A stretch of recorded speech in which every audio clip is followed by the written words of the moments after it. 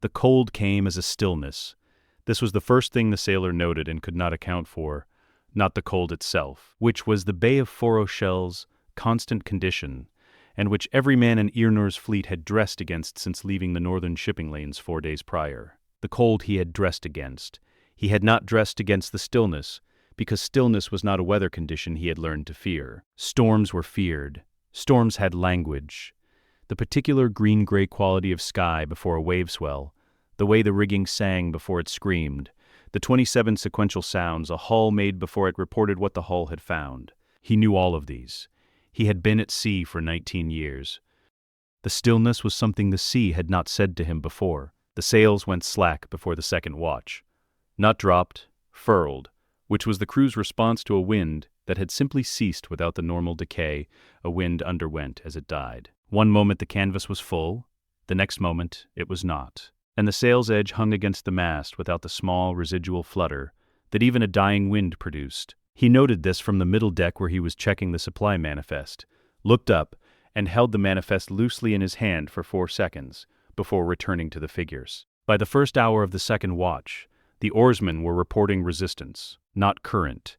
He was the first to rule out current, because he had studied the bay's tidal charts during the fleet's preparation, and the resistance was directionally inconsistent with any tidal pull the charts predicted. It was a resistance of a different quality, a thickening. The water was not pulling the oar backward or sideways. It was pulling the oar downward, as though the water's weight per stroke had increased. He pulled on the testing line that hung over the port rail and felt it. The line moved through the water in the way a line moved through something thicker than water. He did not report this immediately. He was not a man who reported things before he understood them, and he did not yet understand this. By the end of the second watch, the nearest ship was groaning. The ice formed from below. This was the operation's single technical requirement, the only thing that distinguished it from a natural freeze, and the distinction was invisible until it was not. Natural ice formed at the surface, where air met water, and the temperature differential was expressed in the medium most exposed to it. Navigators learned to watch for surface ice. They learned to watch for the specific gray quality of water preparing to freeze, the rim of white at a harbor's edge, the first crystalline skins across tide pools. They learned these things because surface ice was visible, and visible ice was redirectable. The ice that entered the Bay of Forochel in the third week of the year, TA 1975, formed at depth. It formed in the water column 60 feet below the surface, rising through the thermal layers over 6 days in the specific way that water froze when the cold entered from below rather than above, slowly, under pressure, with the patience of something that did not need to be seen to accomplish its purpose. The hulls of Gondor's fleet were designed for the surface conditions of the Bay of Belfalas and the deep swells of the western sea approaches. They were not designed for ice that entered the hull timber from below, finding the grain of the wood at its least resistant angle, forming along the seams between planks in the same slow, methodical way that time found the seams in stone. 8 ships went down before the ice was visible on the surface. They went down the way ships went down when the hull gave structurally rather than through breach. Not catastrophically, but incrementally. The list beginning at the starboard and deepening over 4 hours, until the deck was no longer level, and the question became not whether the ship would go under, but at what point those on deck would stop performing their functions and begin performing the other functions available to them. The ships around each sinking vessel could do nothing useful within the radius of their own increasing difficulty, because the water between them was no longer the water between ships in a fleet. It was the water inside a trap whose walls had not yet fully materialized. The remaining ships turned. The bay's mouth, which had been open water when the fleet entered, was no longer open water. He was below decks when the listing reached the point of decision. He did not know what had happened to the 8 ships he had not watched go down. He knew his own ship's sounds, knew the specific frequency the hull timbers were reporting had changed in the last hour from a groan to something lower and more structural. The sound a beam made when the load it was bearing had exceeded its rating, and the failure was a matter of time rather than circumstance. He had secured the manifest case, because the manifest case was the thing in his vicinity that could be secured, and then he had made his way to the ladder that led to the upper deck. The flag came through the open hatch before he reached it. Not the flag itself, the flag's light. He had stood beneath that flag for 19 years, the white tree of Gondor on Black Field, pride of the southern kingdom. flown from the mainmast of every ship in Irnir's fleet, as the specific material expression of who they were and where they came from, and for what purpose they had sailed north into a winter that was not a winter but something else in winters. Shape. The flag's light came down through the open hatch as the ship listed past the angle at which vertical was still the relevant reference point, and then the hatch's rectangle of sky tilted, and the flag came across it, white tree on black. Crossing the hatch, opening the way, a flag crossed a coffin before the lid came down, and then it was gone, and the hatch showed water. He did not see the ice close over it. In Carn Dûm, the Aemon Sul stone was cold in the way that stones were cold, the deep temperature of worked rock in a mountain fortress in January, undramatic, absolute. The Witch-king stood before it in the hall he used for operational planning. He had not watched the fleet through the stone. He had watched the route, had directed the stone's sight to the Gondorian harbor at Pelargir 6 weeks prior, when the message his agents reported Arvedui had sent south before capture was still being transcribed, and had read from the stone the fleet's composition, its provisioning, and the seasonal wind patterns off the Bay of Belfalas that would govern its departure timing. He had calculated the arrival window at the Bay of Forochel from those 3 inputs. He had begun the winter 4 days before the earliest possible arrival date, because beginning 4 days early cost nothing, and beginning 1 day late cost the operation. The window had been correct. He did not note this as a victory. A correct calculation was a calculation that had been performed correctly. Its correctness was established at the time of performance, not at the time of confirmation. He turned the Palantir's sight south, to the ruins of Fornost, where his ground commanders had been processing the last resistance in the city's eastern quarter for the past 6 days, and whose most recent dispatch had estimated completion within 72 hours. The processing of Arthedain's remaining population was 3 days from completion. He wrote in the margin of his operational record, the running document he had maintained since the campaign's 2nd year, in a script no other being in Middle-earth had ever learned to read, because no other being had been taught it, and no other being was intended to read it. The record was not for Sauron, it was for the campaign itself, an account addressed to the operation so that the operation's architect could track the operation's logic from within it. He wrote, Fleet of Gondor, Bay of Forochel, prevented. Window to resupply, closed. Below this, in the same hand, Fornost, final processing. Estimated completion, 3 days. Below this, in the same hand, with the same weight as the 2 lines above it, because the information was of equivalent operational significance to the information above it. Proceed to lineage operation. Aranarth, location not yet confirmed. He closed the record. The stone sat on its plinth, cold and gray, and entirely without drama, returning nothing to the empty room. The fleet of Gondor was under the ice of the Bay of Forochel, flags and all, and the record that noted it had moved to the next line. The chains were good work. Arvedui had time to assess this, had been given time which was itself a communication. He had been in the lower hall of Carn Dûm for 3 days by the point he stopped counting the hours, and in that time no one had struck him. No one had spoken to him above the register of instruction, and the food that arrived twice daily was adequate in the specific way that a captor's food was adequate when the captor required the prisoner to remain in a condition of full cognitive function. He was being kept well enough to understand things. This was more precise a cruelty than the alternative, and he understood it as such, and understanding it did not make it less precise. The chains connected his wrists to a ring in the floor at a length that permitted him to sit or stand, but not to pace, because pacing was a form of thinking, and thinking produced plans, and plans required a future. And the Witch-king had structured his captivity around the removal of futures rather than the infliction of pain. Arvedui was the last king of Arthedain. He had spent the last 3 years watching his kingdom's futures close one by one, with the specific quality of a man who has been counting doors and finding each one locked as he reaches it. He had not expected a door to remain. He had not expected Carn Dûm to be clean. This was the detail that stayed with him across 3 days of assessment.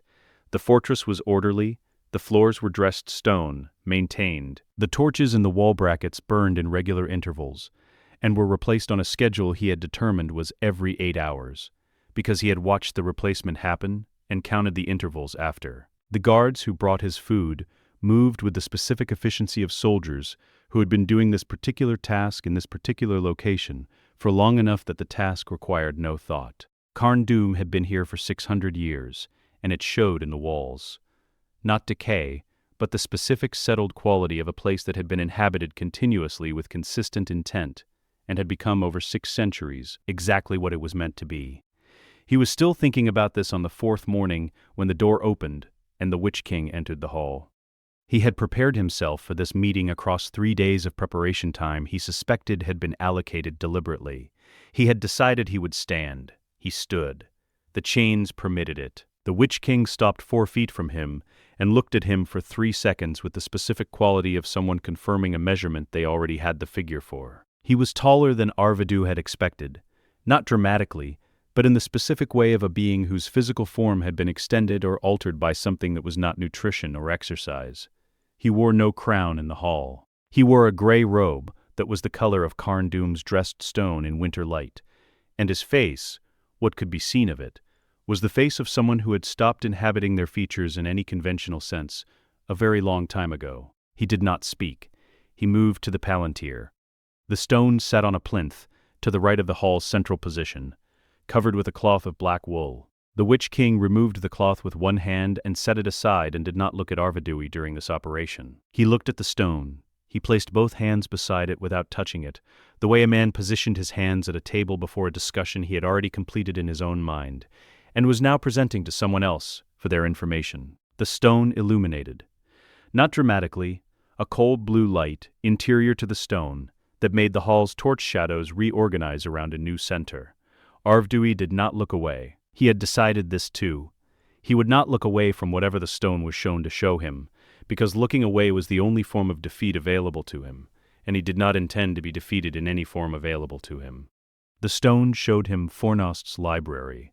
The library had been assembled across 300 years of Arthedain's scholarship, the genealogical records of the Dunedain, the histories of Arnor before the partition, the correspondence of 9 successive kings with Rivendell's elvish advisors, the cartographic surveys of the northern territories conducted during Arvedui's own father's reign.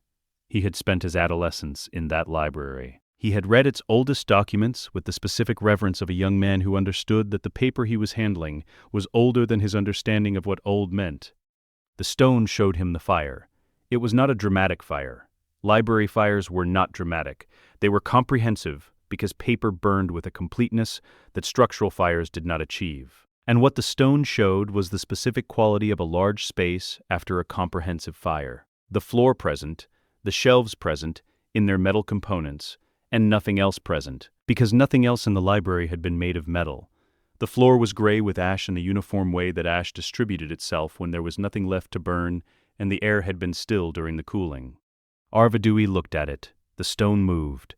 It showed him Anuminas, the ancient capital on Lake Evandim's southern shore, where the kings of Arnor had ruled before the partition, and where the royal tomb stood in the specific quality of architecture that had been built to outlast everything around it, and had succeeded. The tombs were intact. The city around them was occupied. He could see, from the stone's perspective, the figures moving through Anuminas's streets in the pattern of an occupying force conducting its organizational work.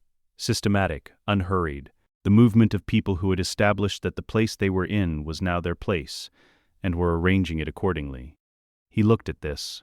The stone moved again. It showed him the Barrow Downs, the Tern Gorthad, the ancient burial ground west of Bree, where the whites that Angmar had been seeding into the landscape for a century had established their occupation of the mounds. He could see, from the stone's eastern angle, the whites moving, not rushing, moving the way things moved when they had a direction and were proceeding in that direction at the speed that direction required. West. They were moving west. The green hills of the Barrow Downs extended west toward the Weather Hills and the Breeland beyond, and the whites were crossing them the way a tide crossed a beach, not fast, not slow, simply continuously. He looked at this too. He looked at all of it. He did not speak until the stone went quiet, which it did not do dramatically. The blue light simply found its resting state, which was a low internal luminescence that conveyed that the stone was present and operational, and not currently directed at anything specific. Then he asked his question. "My son," he said, "where is my son?" The Witch-king looked at him directly for the first time since entering the hall. Not a long look, the duration of someone confirming that the person who has asked a question is the person they expected to ask it, and that the question is the question they expected. 4 seconds of silence. Then, not yet found. He did not say this as a threat. He said it as a status update, because that was what it was. Aranarth had survived the fall of Fornost in the chaos of the retreat's final hours, which was a variable the Witch King had accounted for in his planning.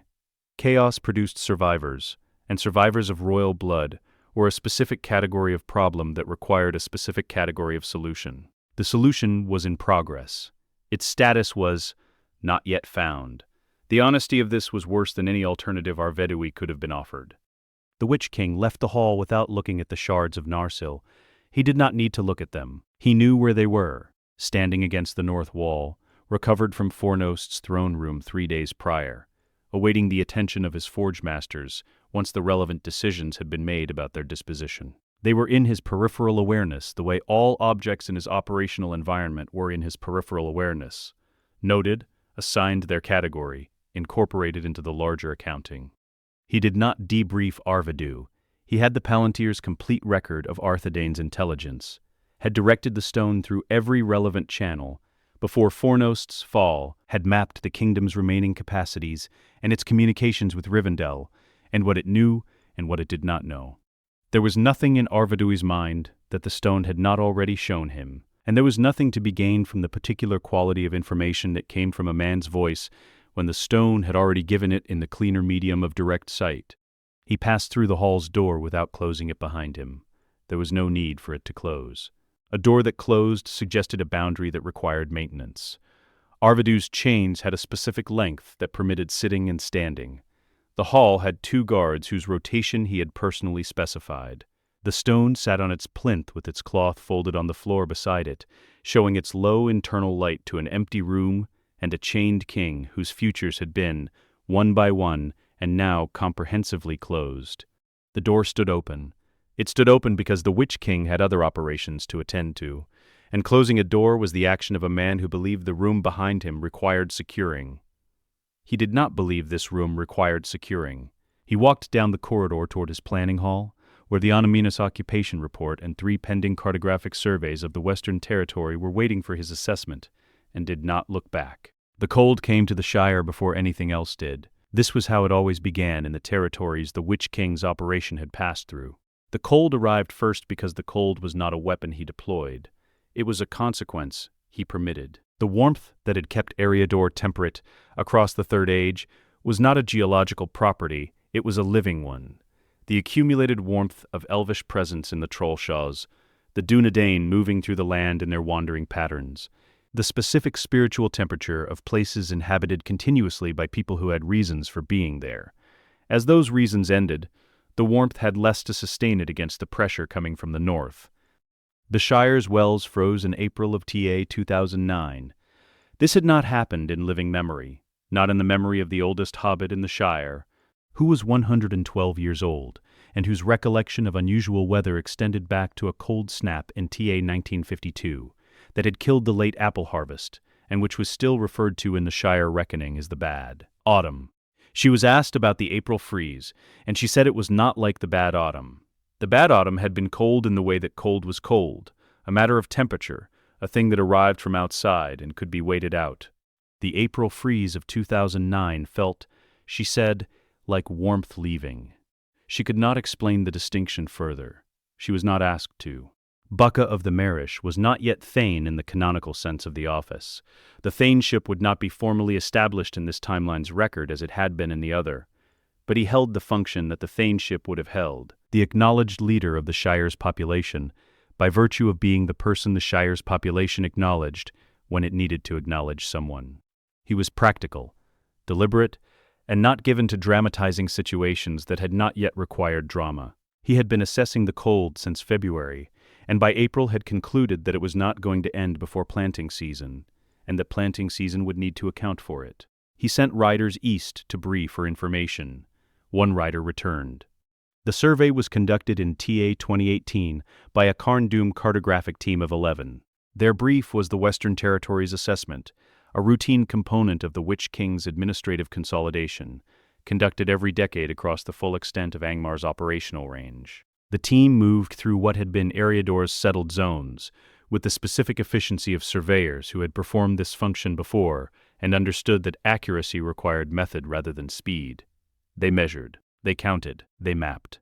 In the region designated in their survey ledger as the Western River Valley Settlements, the Shire, though they did not use that name because the name was not in their reference documents, and they were accurate instruments who used reference documents rather than local terminology. They registered the following: dense agricultural settlement, population approximately 20,000 by head count estimate, occupying a river valley geography of high agricultural value, minimal military infrastructure, no fortification. The population was characterized in the survey notes as small people, non-mannish, agricultural, non-militarized. The survey team's lead cartographer added a note in his own hand beneath the standard classification: ring sensitivity, none registered, combat capability, negligible, displacement timeline, flexible. He was a thorough man. He added one further note: recommend assessment for Barrow Domain Western Buffer Zone Incorporation. The survey arrived at Carn Dûm in TA 2019. The Witch-king read it in the context of 47 other Western Territory assessments on the same morning. He initialed the standard sections. He wrote his directive in the margin of the Western River Valley page in the specific hand he used for operational directives, smaller than his record-keeping script, more compressed, because directives were functional documents that required clarity rather than completeness. Barrow-wights consolidation, begin Eastern Shire boundary. Timeline: 3 years. Report completion. He moved to the next survey. Bucca of the Marish built fires on the Barrow mounds. This was not a plan derived from ancient lore or the Council of Elvish Advisors.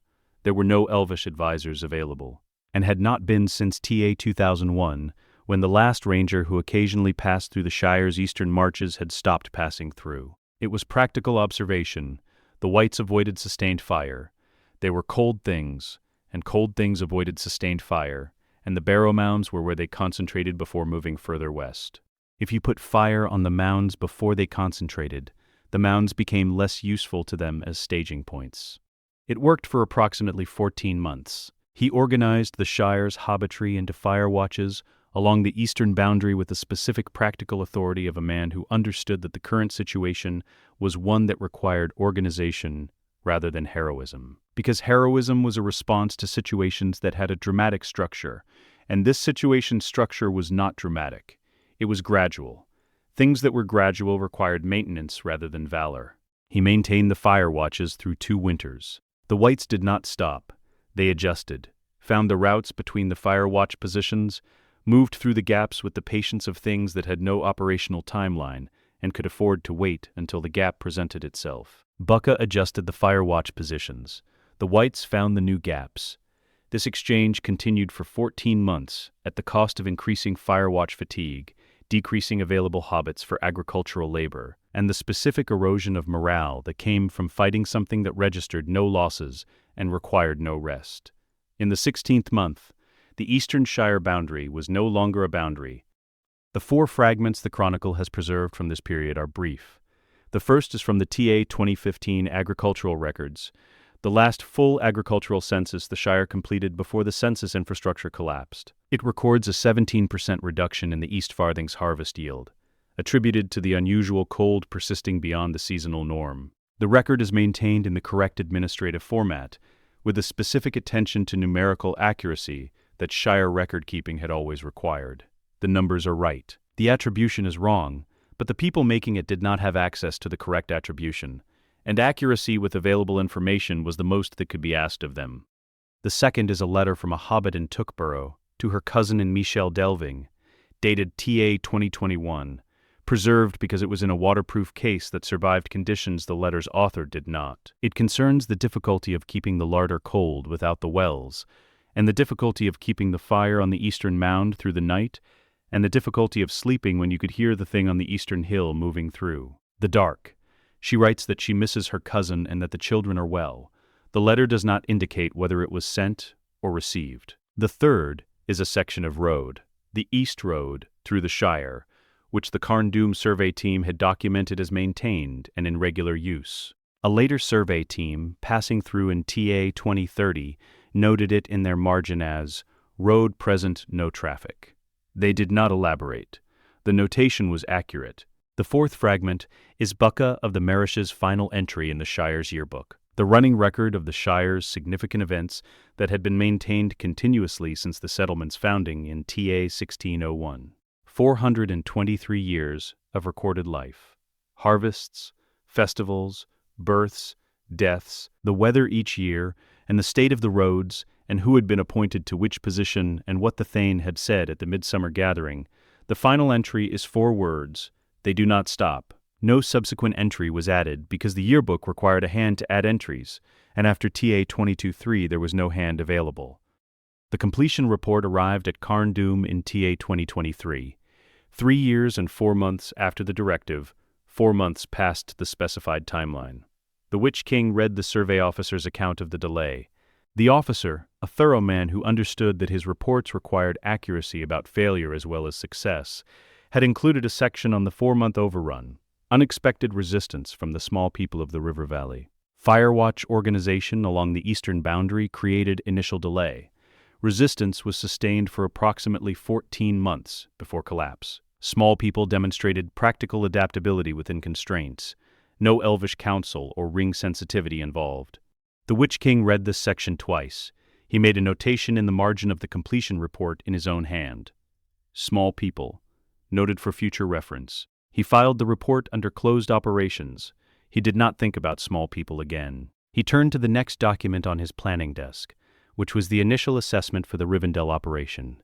A more complex problem, requiring different instruments, operating on a longer timeline, and against a target that had resources the Shire had not possessed. He opened the assessment to the first page. The word he had written in the margin of the Shire report, noted, sat in the closed file beneath a stack of subsequent documents, accurate as everything he wrote was accurate, and as insufficient as the Shire's firewatches had been, for reasons that would not become apparent for approximately 1,000 years. The notation was filed. The page was turned. Elrond counted his people on the first day of every month. This was not a custom he had inherited or a practice prescribed by any administrative tradition.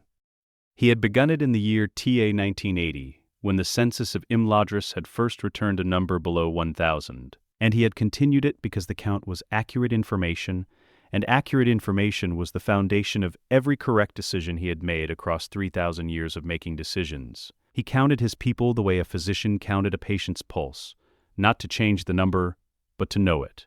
In the spring of TA 2071, the count was 847.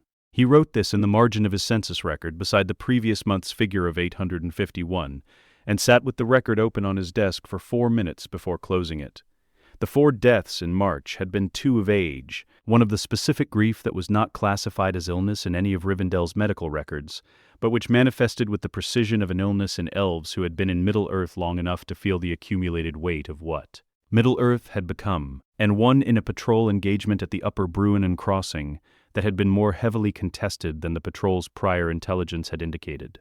847. Rivendell had been built for thousands. He could see this in the proportions of the dining halls, in the number of hearths per corridor, in the specific scale of the architecture along the valley's main residential spans. Scale that expressed a calculation about how many people would be moving through these spaces at any given time, made 3,000 years ago by an architect who had gotten the calculation right for the conditions that existed then. He could see it in the gardens, which required more hands than he had to maintain them at the level of maintenance that their design specified, and which he had been allowing to simplify. Cultivated sections gradually returning to the valley's own vegetation, the specific beautiful unmaking of intended order into natural order that was not failure, but was not the original plan. Vilya was warm on his hand. It was always warm. It had been warm for 3,000 years, the specific warmth of a ring performing its function continuously against the pressure that required continuous performance. He had learned, over those 3,000 years, to stop noticing the warmth, because constant things became ambient things, and ambient things became the baseline against which you measured other things. He noticed the warmth now because in the past several months it had changed quality without changing temperature. It was the same warmth, but a different warmth. The way a fire was the same warmth when it was burning through its last fuel as when it was burning through its first. The heat was identical. The weight behind the heat was not. Vilya was sustaining a valley that had less and less inside it to sustain. The cartographer's notation appeared in the survey margin in TA 2040. He had his own surveyors. Not military surveyors, but the elvish intelligence equivalent, watchers posted at the valley's outer perimeter, whose function was to read the landscape's information and report what the landscape was saying. What they began reporting in the late years of the previous decade was an absence they could not immediately locate. The Aemon Sulstone's attention, which had been attempting to map the Bruinen Valley by negative space for 30 years, was beginning to return partial images at the valley's western edge, where the veil had been thinnest since the 2nd century of the Third Age. Not full images. An edge, a roofline's angle at dawn, when the mist that Vilja maintained in the valley's upper reaches thinned under the specific quality of early light. The last bridge's stone at the Bruinen's eastern crossing, which fell just outside the Vale's boundary, and which had always been visible, now visible in context. The stone within a partial frame of the valley's approach geography that should not have been visible because the Vale should have extended further. He did not tell his council about the roofline. He told Aristor, who was the person he told things to when the things were true but not yet ready to be the basis of decisions. Aristor received the information in the specific way he received information he found alarming, which was identically to the way he received information he did not find alarming. Because Aristor had spent 2,000 years developing an absolute consistency of reception that Elrond had come to rely on precisely because it was absolute. He listened. He asked 2 questions. He went away. He came back 3 days later and told Elrond that the Vale's partial failure at the western edge was consistent with a 30-year progressive thinning beginning at the valley's outer boundary, and that the thinning was not a failure of Vilja, but a consequence of its success. Vilja preserved warmth. The warmth that was preserving had been diminishing for a century as the living things around Rivendell's outer range declined. A ring that maintained warmth maintained less when there was less warmth to maintain.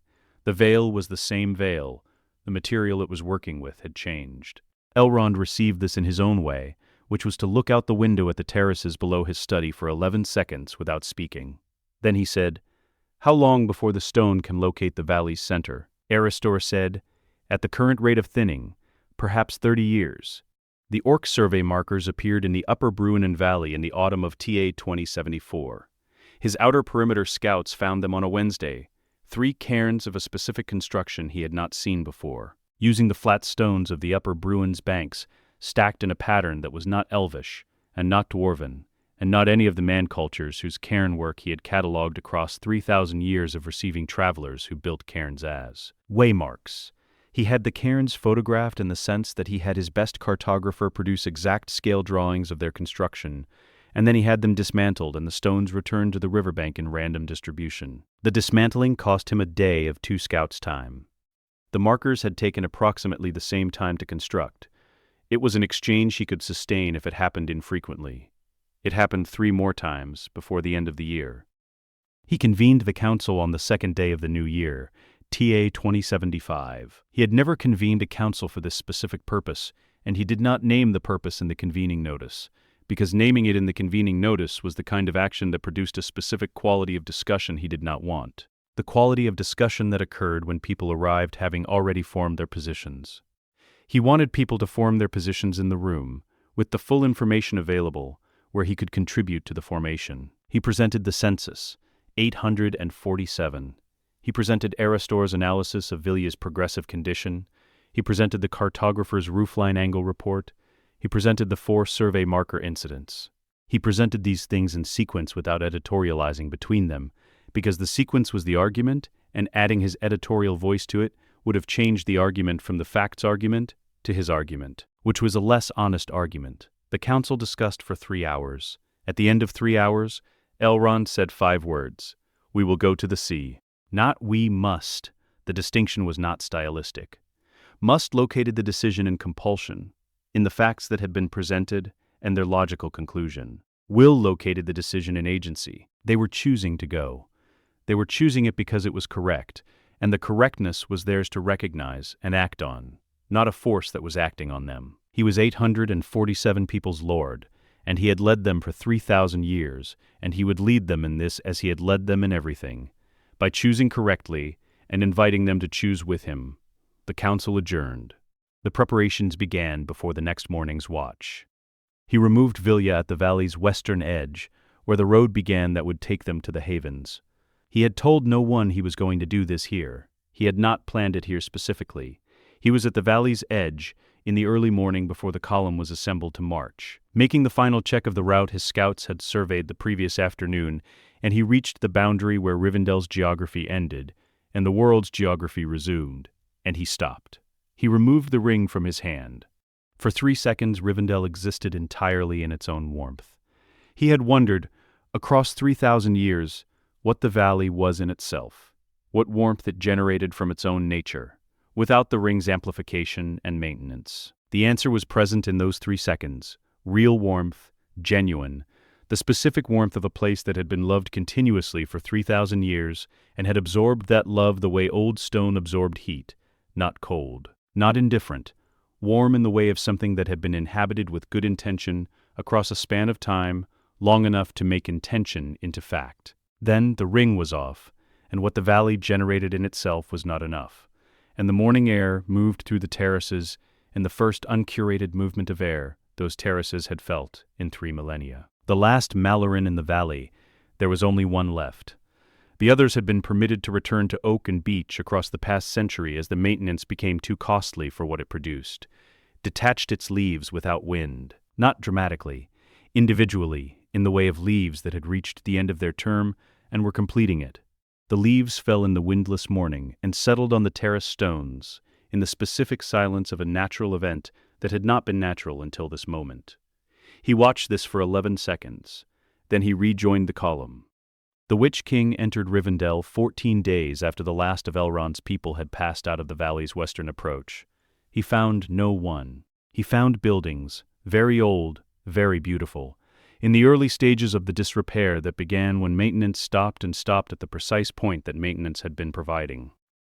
The gardens were accurate records of what gardens became when the people who had tended them were no longer present. The hearths were cold, with the specific cold of hearths that had not been lit recently, rather than hearths that had never been lit. He did not examine the buildings. He went to the library. He had received intelligence about the library from the Palantir's partial images, and from what his cartographic surveys of the valley's approach geography had implied about the scale of its operations. The intelligence had not prepared him for the library's actual extent. He stood at the entrance to the main collection hall and looked at 12,000 volumes in the specific order that 3,000 years of elvish scholarship had established, left behind because they weighed what they weighed, and the column had moved at the pace a column could move, and the weight had been a calculation that produced a result. He did not express anything in response to this. He sent for his cataloging team, which arrived from the forward camp 3 hours later, and instructed them to work from left to right, beginning at the western wall, 1 volume at a time, and to record the title, apparent age, and subject classification of each volume in the survey ledger he provided. The cataloging took 3 months. On the final day of the cataloging, while the last entries were being completed, he was reviewing the genealogical section himself, not the cataloger's summary, but the documents directly. His reading of the Sindarin genealogical format was not perfect, but it was adequate for the specific information he was seeking. He found, in the records of Isildur's line, 3 names he did not have confirmed locations for, 3 rangers whose wandering patterns the Palantir's surveillance had not yet resolved to a specific geographic range. He read each name once. He set the document down. He dispatched 3 tracking teams that evening, briefed individually in the operational method he had established for the lineage operation. Not military teams, trackers, because trackers understood how to follow a pattern through landscape without announcing the following. The cataloging closed on schedule. The library went north to Carn Dûm in the wagons his logistics team had positioned at the valley's eastern approach, 3 weeks prior, because the eastern approach had better road surface for wagon traffic, and he had assessed the logistics of the library's transport before the entry operation began. He had the route surveyed before he entered the valley, because he had known the library would be there. He had known this from the Palantir. 3 months prior, he had planned accordingly. Saruman arrived at the edge of the Etten Moors in the 3rd week of autumn, and did not go further. He had traveled north from Isengard in the specific manner of someone conducting an observation rather than an approach. Slowly, by routes that did not announce themselves, with the particular quality of attention that distinguished genuine intelligence gathering from the performance of it. He had been gathering intelligence about the North's transformation for 20 years by the time he reached the Ettenmoor's southern boundary. And what he had gathered had produced in him the specific intellectual discomfort of a man whose models have proven less conservative than reality. He had modeled the Witch King's campaign as a conquest. Conquests had shapes he understood: military advance, territorial claim, administrative imposition, the gradual domestication of resistance into compliance. Conquests produced occupied territories with populations and infrastructure and the complicated political ecology of living things existing under authority they had not chosen. He had models for all of this. He had spent 200 years in Middle-earth studying the relationships between power and the things power organized. What he found at the Ettenmoor's southern edge was not an occupied territory. It was an archived one. He used the seeing instrument he carried, not a palantir, which required a network and a counterpart stone, and the specific risks of operating within a network that the Witch King now controlled at 2 nodes, but a lesser device of his own construction, sufficient for directional observation within a range of approximately 40 miles. He had built it in TA 1985, when it became clear that the standard intelligence methods available to the White Council were returning information that was 30 years out of date by the time it arrived. He directed it north and looked at Carn Dûm. The fortress was exactly what it had always been in description, and nothing like what the descriptions had implied in practice. Descriptions of Angmar's capital emphasized its darkness, its cold, its specific quality as a place built for the purposes it served.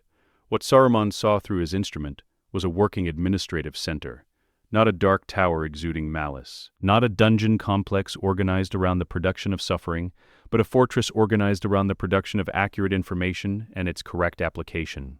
Walls maintained, gates functional. The movement of figures through the interior courtyard following patterns consistent with a shift-based operational schedule.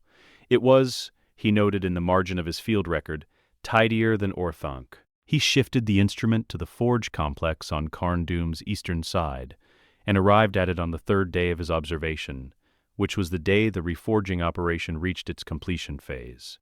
He had heard about the Shards of Narsil from sources he had spent 2 decades cultivating in Gondor's southern archive, scholars who had access to the genealogical and historical records that Gondor maintained about the northern kingdoms, and who communicated with Saruman in the indirect way that people communicated with someone they found useful and did not want to be seen communicating with. From these sources, he had a reasonable documentary account of Narsil's history, Telchar's original commission, the sword's presence at the Last Alliance, the specific manner of its breaking, the preservation of the shards through 1,500 years of the Dunedain succession. He had not had a theory about what the Witch King would do with the shards. He developed one now, watching the forge through his instrument, because watching the forge made the theory available for development. The forge was operating at a temperature his instrument's calibration allowed him to estimate, higher than any natural forge operation he had records of in the Northern Territories, which meant the heat source was not entirely natural. The Witch King was present at the forge's required distance, not operating it, not directing it in any manner visible from Saruman's position, but standing at the calculation of proximity that indicated his presence was a contribution to the operation's conditions. Dark energy had heat in the specific way that dark things had heat, not warmth, but intensity, a concentrated refusal of the temperature that the surrounding air wanted to maintain. The shards went in at the 3rd hour of Saruman's observation.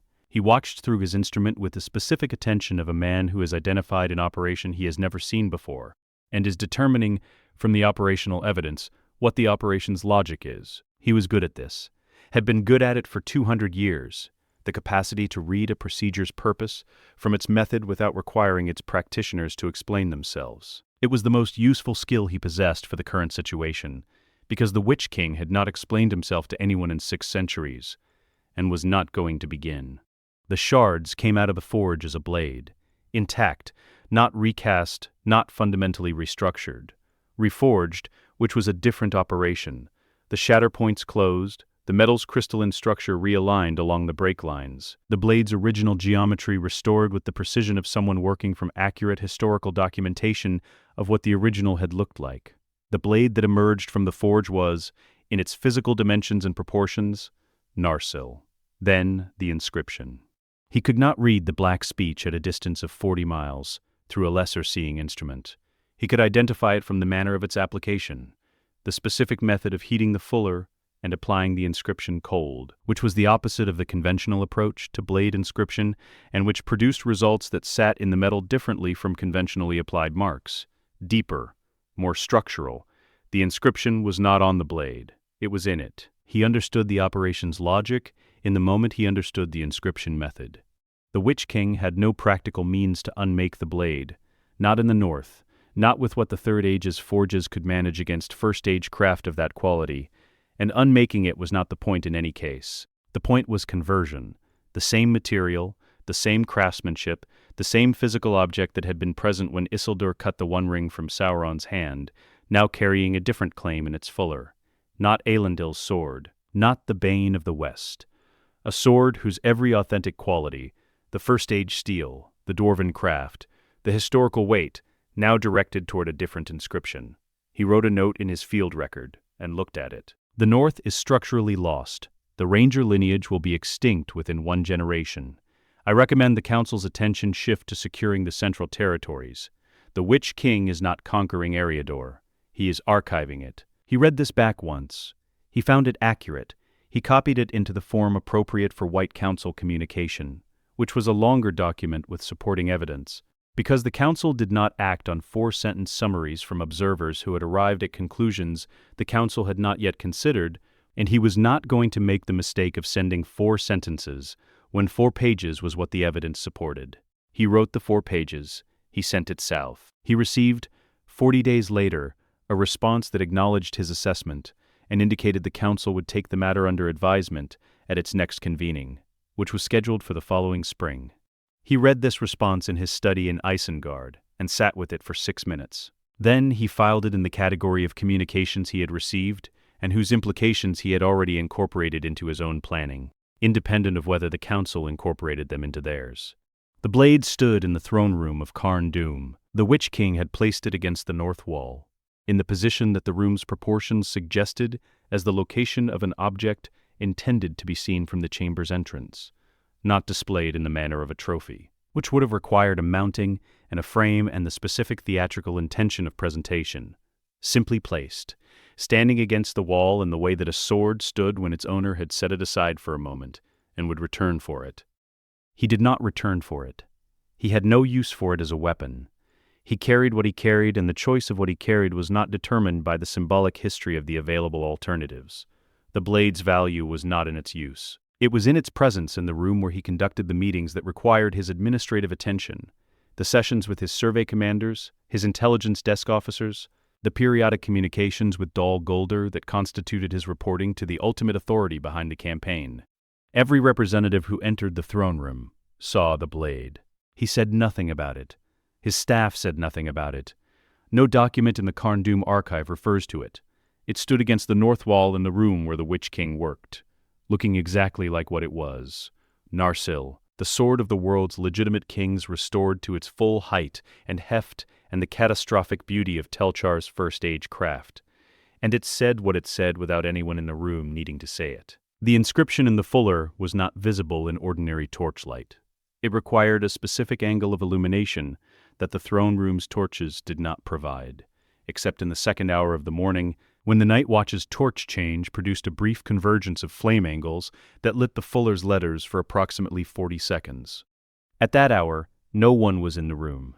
The inscription read itself to no audience, in the black speech, accurately as it had been written to do, a record of what the blade was now, independent of what it had been. It did not require reading. It required only existing. It existed very precisely. In the south, the White Council filed Saruman's 4-page assessment and scheduled its discussion for the following spring. Spring came. The council discussed other matters of more immediate concern. Saruman's assessment was moved to the following autumn's agenda. The blade stood against the north wall. The following autumn arrived. The shepherd's name was Haldan, and he had been cold before. This was the context he applied to the cold of TA 2010, when it began in February, and did not end in March, as cold that began in February was supposed to end. He had been cold on the high pastures east of Bree in the winter of TA 1998, when the snow had come 3 weeks early and taken 2 of his flock before he could bring them down to the lower pastures. He had been cold in TA 2003, when the river froze at a depth that had not been recorded in living memory, and the Breeland farmers had walked across it for 6 weeks, which they did with the specific quality of people performing an action they could not fully believe the situation was permitting. He knew cold is a seasonal condition, with a beginning and an end, and a calculable cost to the flock, and a recovery period after. The cold of TA 2010 did not end in March. It did not end in April. In April, he lost 11 ewes to a freeze that came overnight, without the prior indicators he had spent 40 years learning to read. No particular quality of sky at dusk, no behavior from the flock, no smell in the evening air. He woke, and it was 11 degrees colder than it had been when he went to sleep. And 11 of his ewes had not woken at all. He sat on the frozen ground beside them for a while, and then he stood and did what there was to do. In June, his remaining flock found summer pasture, and he moved with them to the higher ground east of Bree, where the grass was still growing, although not with the vigor he associated with June, and where the mornings were cold enough that he built fires to a later hour than he had ever built them in summer before. He sat by those fires and looked east toward the distant line of the weather hills, and tried to identify what the landscape east of those hills was doing. The landscape east of those hills was not doing anything he could identify. This was itself the information, though he did not have the framework to receive it as information. The landscape east of the weather hills had always been doing something, had always been producing the specific visual and atmospheric qualities of inhabited terrain, smoke from settlements, the movement of travelers on the East Road, the particular sky quality over places where fires were maintained and animals were kept and people were living in the density that produced the ambient warmth that ambient warmth required. The landscape east of the weather hills was not producing these qualities.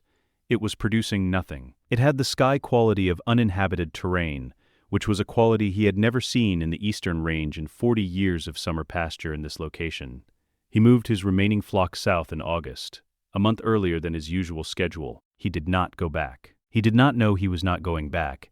He thought he was making a seasonal adjustment. He settled in Bree through the winter of TA 2010 with what remained of his flock, which was less than half what he had started the year with, and found work in the town doing what he knew, and watched the East Road from the Prancing Pony's common room, on the evenings when the weather permitted him nothing else. The East Road had less traffic in TA 2011 than it had in TA 2010. In TA 2012, it had less than that. He died in his sleep, in Bree, in TA 2041. An old man, having lived longer than he had any right to expect given the conditions of his last 30 years, and having never understood the shape of what he had spent those 30 years inside. The Prancing Pony closed in TA 2027. The innkeeper who closed it was the granddaughter of the man who had built it, and the daughter of the man who had expanded it, and she had run it for 19 years. With the specific practical intelligence of someone who understood that an inn was a function of the road it served, and the road was a function of the traffic it carried, and the traffic was a function of the territory it connected. She had watched the traffic diminish in the specific way that a physician watched a patient's vital signs diminish, each measurement individually within a range that could be explained, the cumulative pattern not explainable by any single cause. She kept the inn open for 2 years after the last paying guest, which she had not planned to do and could not have explained if asked. She simply continued doing what she had been doing, which was maintaining a space whose function was hospitality, because the function felt more real than the absence of people to perform it for. She repaired what needed repairing. She maintained the cellar. She kept the fire in the common room through the winter of TA 2025, and TA 226 because the common room had always had a fire, and she had no clear instruction to change this. In the spring of TA 2027, she walked west. She did not close the door when she left, which she thought about afterward, not the leaving, but the door. She had walked out with the intention of pulling it shut behind her, and when she reached the road she had turned and the door was open, standing open in the morning air of the empty common room with the fire out and the tables exactly where they had always been, and she had stood there for a long moment and then decided that closing it was a preference and not a necessity, and walked west. The door was still open when the Carn Doom Survey Team's cartographer noted the inn's structural condition in TA 2035 as present, no operational indicators. He drew a small rectangle on his map in the location of Bree's main thoroughfare and marked it with the symbol his survey notation used for structures of potential logistical value. The symbol indicated that the structure should be assessed for incorporation into the Western Territories supply chain before any decision about its disposition was made.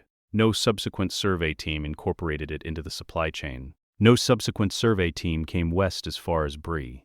She was the last of the Dunedain of the North who could trace her lineage in an unbroken line. She did not know this. The Rangers had stopped maintaining the formal genealogical record in TA 2030 when the last member of the company who had kept it was tracked to a farmstead in the Trollshaws, and the farmstead was burned. The record had been kept in the farmstead. What survived of it, fragments, partial copies, 3 pages in a waterproof case that a ranger named Deerhale had sent south toward Rivendell in TA 2028, and which had not arrived because there was no longer a Rivendell for things to arrive at, was sufficient to establish continuity of lineage up to the point where the record stopped. After that point, continuity was a matter of surviving knowledge, and surviving knowledge required surviving people, and the people who knew were being found. She was 37 years old in TA 2041. She had been moving north for 6 months, toward the mountains, because the Barrow-wight range had been extending west, and the northern approach to the Blue Mountains was the only direction in which the extension had not yet reached. She had 3 children. She had separated from the last ranger company 2 years prior, not through conflict or formal dissolution, but through the simple arithmetic of the company's diminishment. Companies did not dissolve. They reduced to sizes that could not sustain the operational requirements of being companies, and became something smaller, and then something smaller still. She was not afraid. This was not courage in the performative sense. It was the specific state of a Dunedain woman who had been trained from childhood to survive conditions that would end most things, and who had survived them and knew what she was doing, and was doing it. The Carn Doom tracking operative who found her camp 3 days before she reached the mountain passes had been following her pattern for 6 weeks. He was good at his work. He was the 3rd operative the Witch-king had dispatched against the 3 remaining names in the Rivendell genealogical record, and he was the last one to complete his assignment because her pattern was more sophisticated than the other 2 had been. She had been taught well. The operative's report, filed on the 23rd of November TA 2041, contained her name, her location at the time of the report's events, and the date. It contained the standard notation that the lineage operation used for completed assignments, a single symbol in the report's margin that indicated the assignment's outcome. Beneath the symbol, the operative had added 1 line in his own hand. 3 children, not located, believed separate. Request clarification on disposition of lineage operation scope. The response from Carn Doom arrived 12 days later. Expand scope. Locate, and resolve. Timeline, 6 months. In the year TA 2050 of the Third Age, the last child born in Eriador was recorded in no document, by no authority, because there was no longer any authority in Eriador, and no document survived the winter. The Witch-king received the final census report in TA 2052. It was filed by the survey team that had conducted the Western Territories' residual population assessment over a 14-month period beginning in TA 2050. Moving through the full operational range from the Etten Moors to the Blue Mountains' eastern face, and south to the Minhiriath boundary. The team of 9 had worked methodically from east to west, counting what they found. They found 412 individuals, distributed across an area that had, at the campaign's beginning, contained an estimated 30,000 people in settled communities. The 412 were not a community.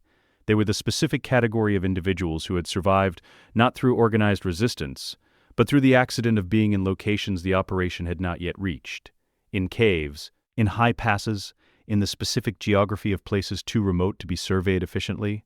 They were not organized, they shared no communication, they had no collective identity as a surviving population.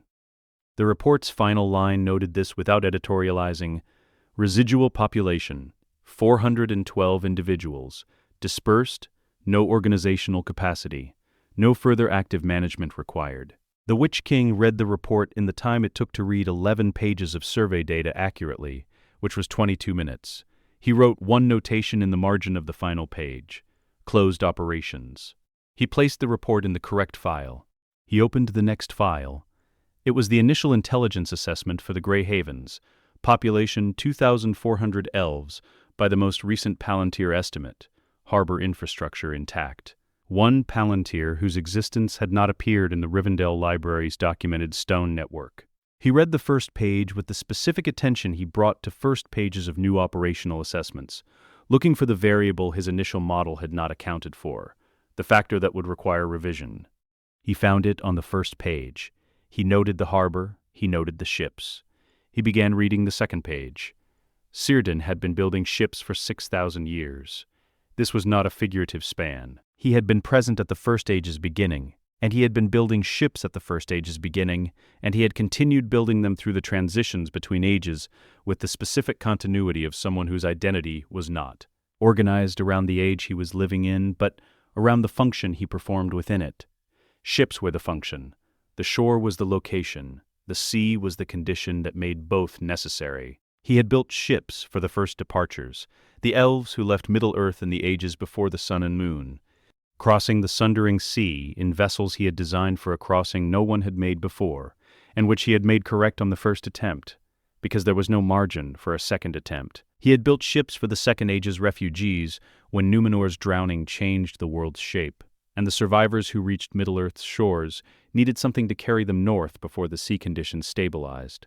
He had built ships for 23 centuries of Third Age departures, sending west the elves who were ready to go, and remaining himself because he was not ready, or because ready was not the category his situation belonged to, or because the shore required someone on it, and he was the person the shore required.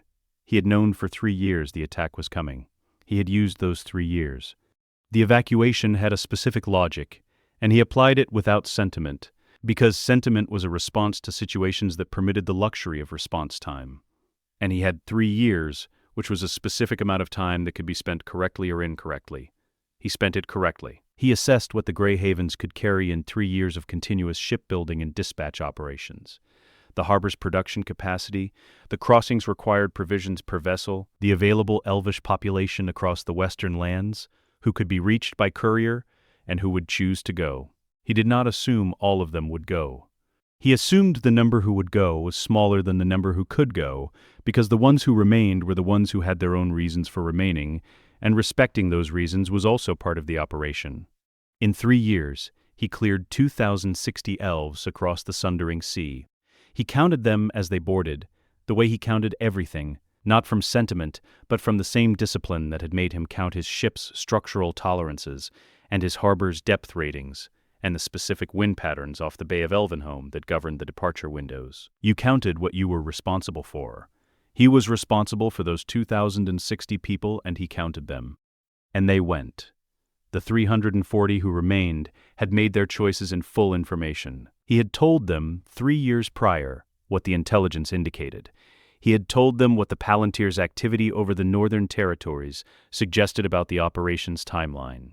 He had told them what Rivendell's evacuation had cost, and what the Grey Haven's geographic position implied about the sequence of operations.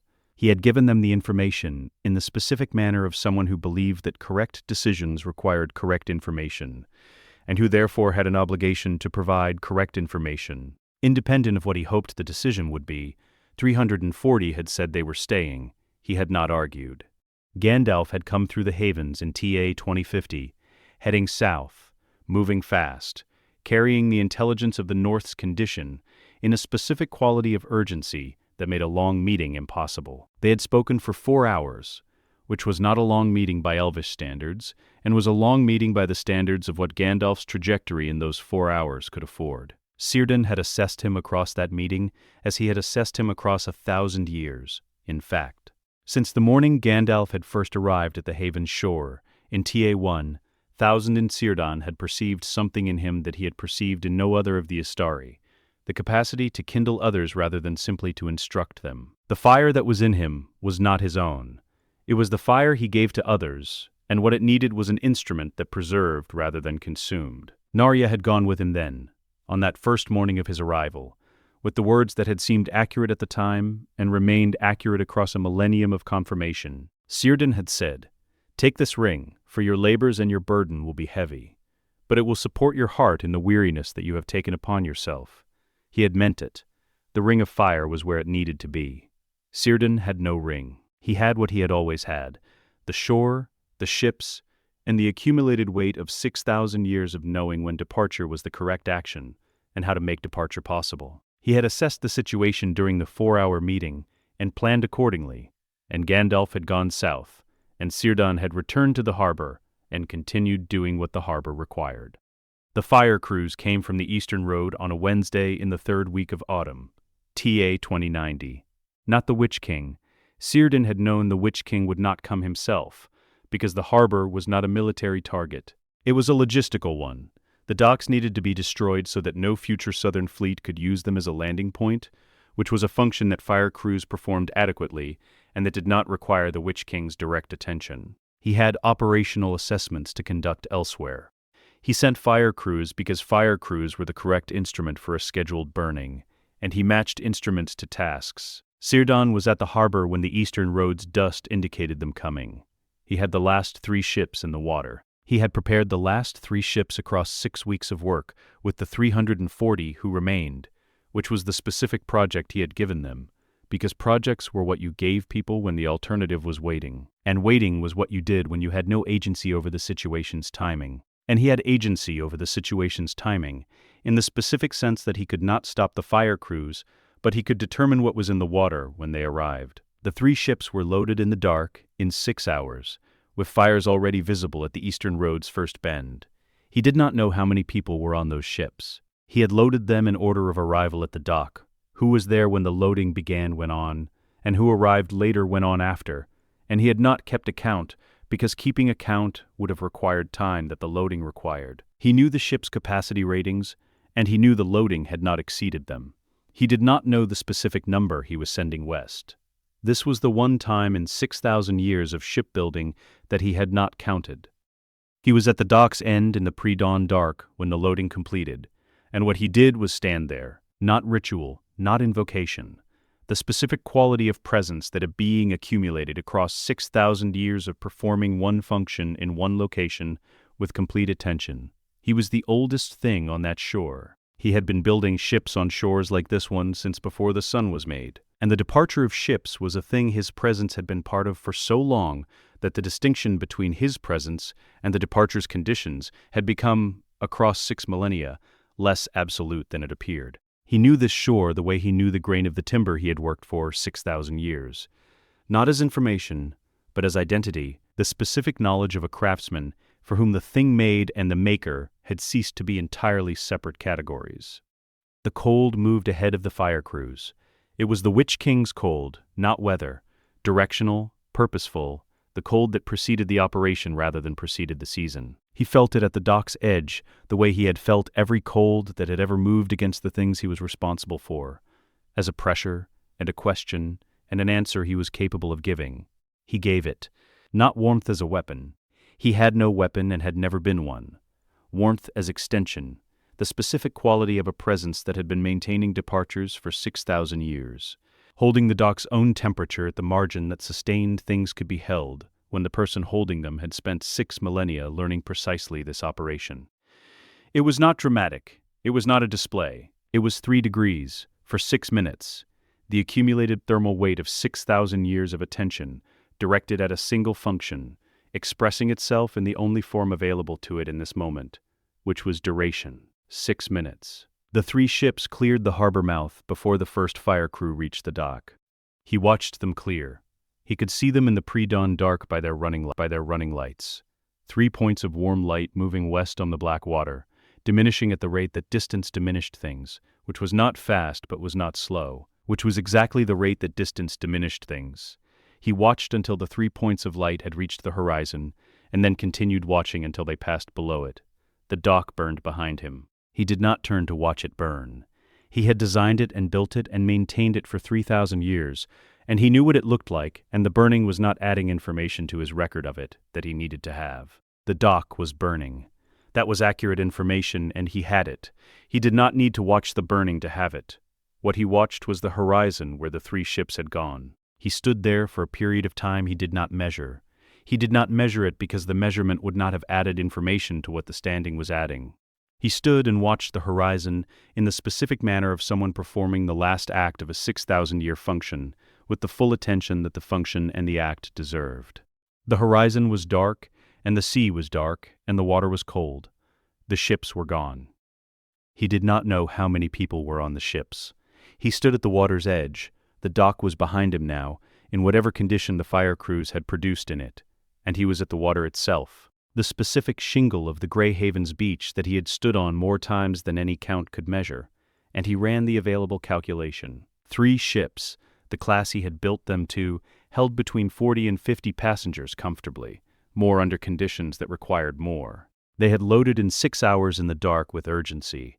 He estimated somewhere between 100 and 180 people on those ships, against 340 who had remained. The remainder, between 160 and 240 people, were in the havens. He did not think about the remainder in the specific sense of thinking about a problem that could be solved, because it could not be solved, and problems that could not be solved did not benefit from being thought about as problems. He thought about them in the sense of acknowledging that they existed, and that he knew they existed, and that knowing this was the weight he would carry west when he walked there, which was the direction he would walk after a sufficient interval. Not now. He stood at the water's edge, in the specific quality of the pre-dawn hour after the ships had gone and the dock had burned, and he held the accurate count of what had been accomplished. 3 ships cleared the harbor. He had given them 6 minutes. It was not enough. It was the best he could do, and the best he could do was the only measure that mattered, because the alternative measure, the measure that compared the best he could do to the best that the situation would have required for a different outcome, was not a measure that produced useful information. It produced grief, which was also real, and which he would also carry west. Both things were true. 3 ships had cleared the harbor. He stood at the water's edge in the dark and the burning behind him, and let both things be true simultaneously, because both things were true simultaneously. And his 6,000 years had taught him that the accurate accounting of a situation was the only foundation on which anything correct could subsequently be built. He would walk south eventually. He would carry what he was carrying. The horizon was dark, and the sea moved against the shingle in the specific sound it had always made, and would continue to make independent of what had occurred on the shore above it, because the sea did not account for what occurred on the shore. He stood there. Dol Guldur was not cold. This was the first thing the Witch-king registered when he entered the hill's outer approach in the 3rd week of autumn, TA 2095, not as a surprise, because he had sufficient intelligence about Dol Guldur's specific properties to know what he would find, but as an active condition that required acknowledgement. He had spent 120 years in Carn Dûm, which was cold in the specific way of a place built in the north and maintained there across 6 centuries, and the cold was organizational. It kept things at the temperature that made them most useful, preserved what needed preserving, and was indistinguishable from the general cold of Angmar's climate because it had been indistinguishable from it for so long that the distinction between the two had ceased to be meaningful. Dol Guldur's dark was not cold. It was warm in the specific way of things that had been alive once and were now something else, the warmth of deep things, of processes that produced heat as a byproduct of their operation rather than as a condition of their design. The hill had absorbed 6 centuries of a specific kind of presence, and the absorption had changed its thermal character. Standing in the outer approach, with the trees of Mirkwood at his back, the Witch-king assessed the hill's current condition against the intelligence his network had been returning for 4 decades, and found the assessment accurate. The necromancer was more substantial than the intelligence had suggested. Not fully formed, the Eye of Mordor was not yet the Eye of Mordor. The form that Sauron's identity would eventually stabilize into was not yet the form it occupied, but more substantial than smoke, more deliberate than a presence. The Witch-king had served Sauron for 2,500 years, and had developed across that service the specific capacity to read the degree of Sauron's manifestation from the quality of a space Sauron occupied. Dol Guldur's quality indicated someone who had decided to be somewhere more specifically than they had decided to be there a century ago, someone who had remained undisturbed, because the instrument that should have disturbed him had been otherwise occupied. The White Council had discussed Dol Guldur's necromancer for a century, and had not moved against him. This was not, the Witch-king had assessed in his operational record, a coincidence of timing. The Council's coherence had been breaking since TA 1975, since Saruman's 4-page assessment had been moved to the following autumn's agenda, and the autumn after that, and the one after that. The North's collapse had not destroyed the White Council. It had simply made the White Council something other than what a council needed to be to act, a body capable of unified decision. The necromancer had remained in Dol Guldur, because nothing had arrived to remove him, and nothing had arrived to remove him because the North had consumed the attention and the will that removal would have required. He entered the hill. They had not met directly in 600 years. This was not a gap that required acknowledgement, and neither of them acknowledged it.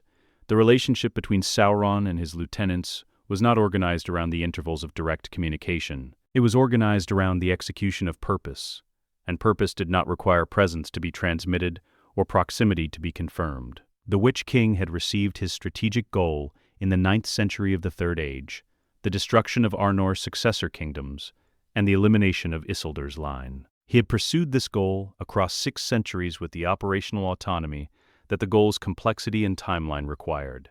He had not needed instruction during that period. He had needed time. He reported now not because reporting was required, but because the campaign was complete, and completion was a status that required formal acknowledgement. Because formal acknowledgement was what converted a completed operation into a closed file, and a closed file into the foundation for the next operation. He stood in the chamber that Dol Guldir's architecture provided for the specific function of receiving his kind, a space larger than necessary for 2 occupants, which was the spatial expression of a hierarchy that did not wish its lower member to forget the hierarchy's scale, and he delivered his report. He did not use notes. The report existed in its entirety, in the operational record he had been maintaining since the campaign's 2nd year, and he had the record's contents available to him with the completeness of a mind that had not diminished in 3,000 years, and was not going to begin diminishing now. He delivered it in the order that the information was most useful to receive: strategic outcomes first, operational details supporting each outcome in sequence, resource expenditure accounting, open items. Arthedain pacified, Fornost occupied, library destroyed, population processed. TA 1974, Gondorian fleet prevented.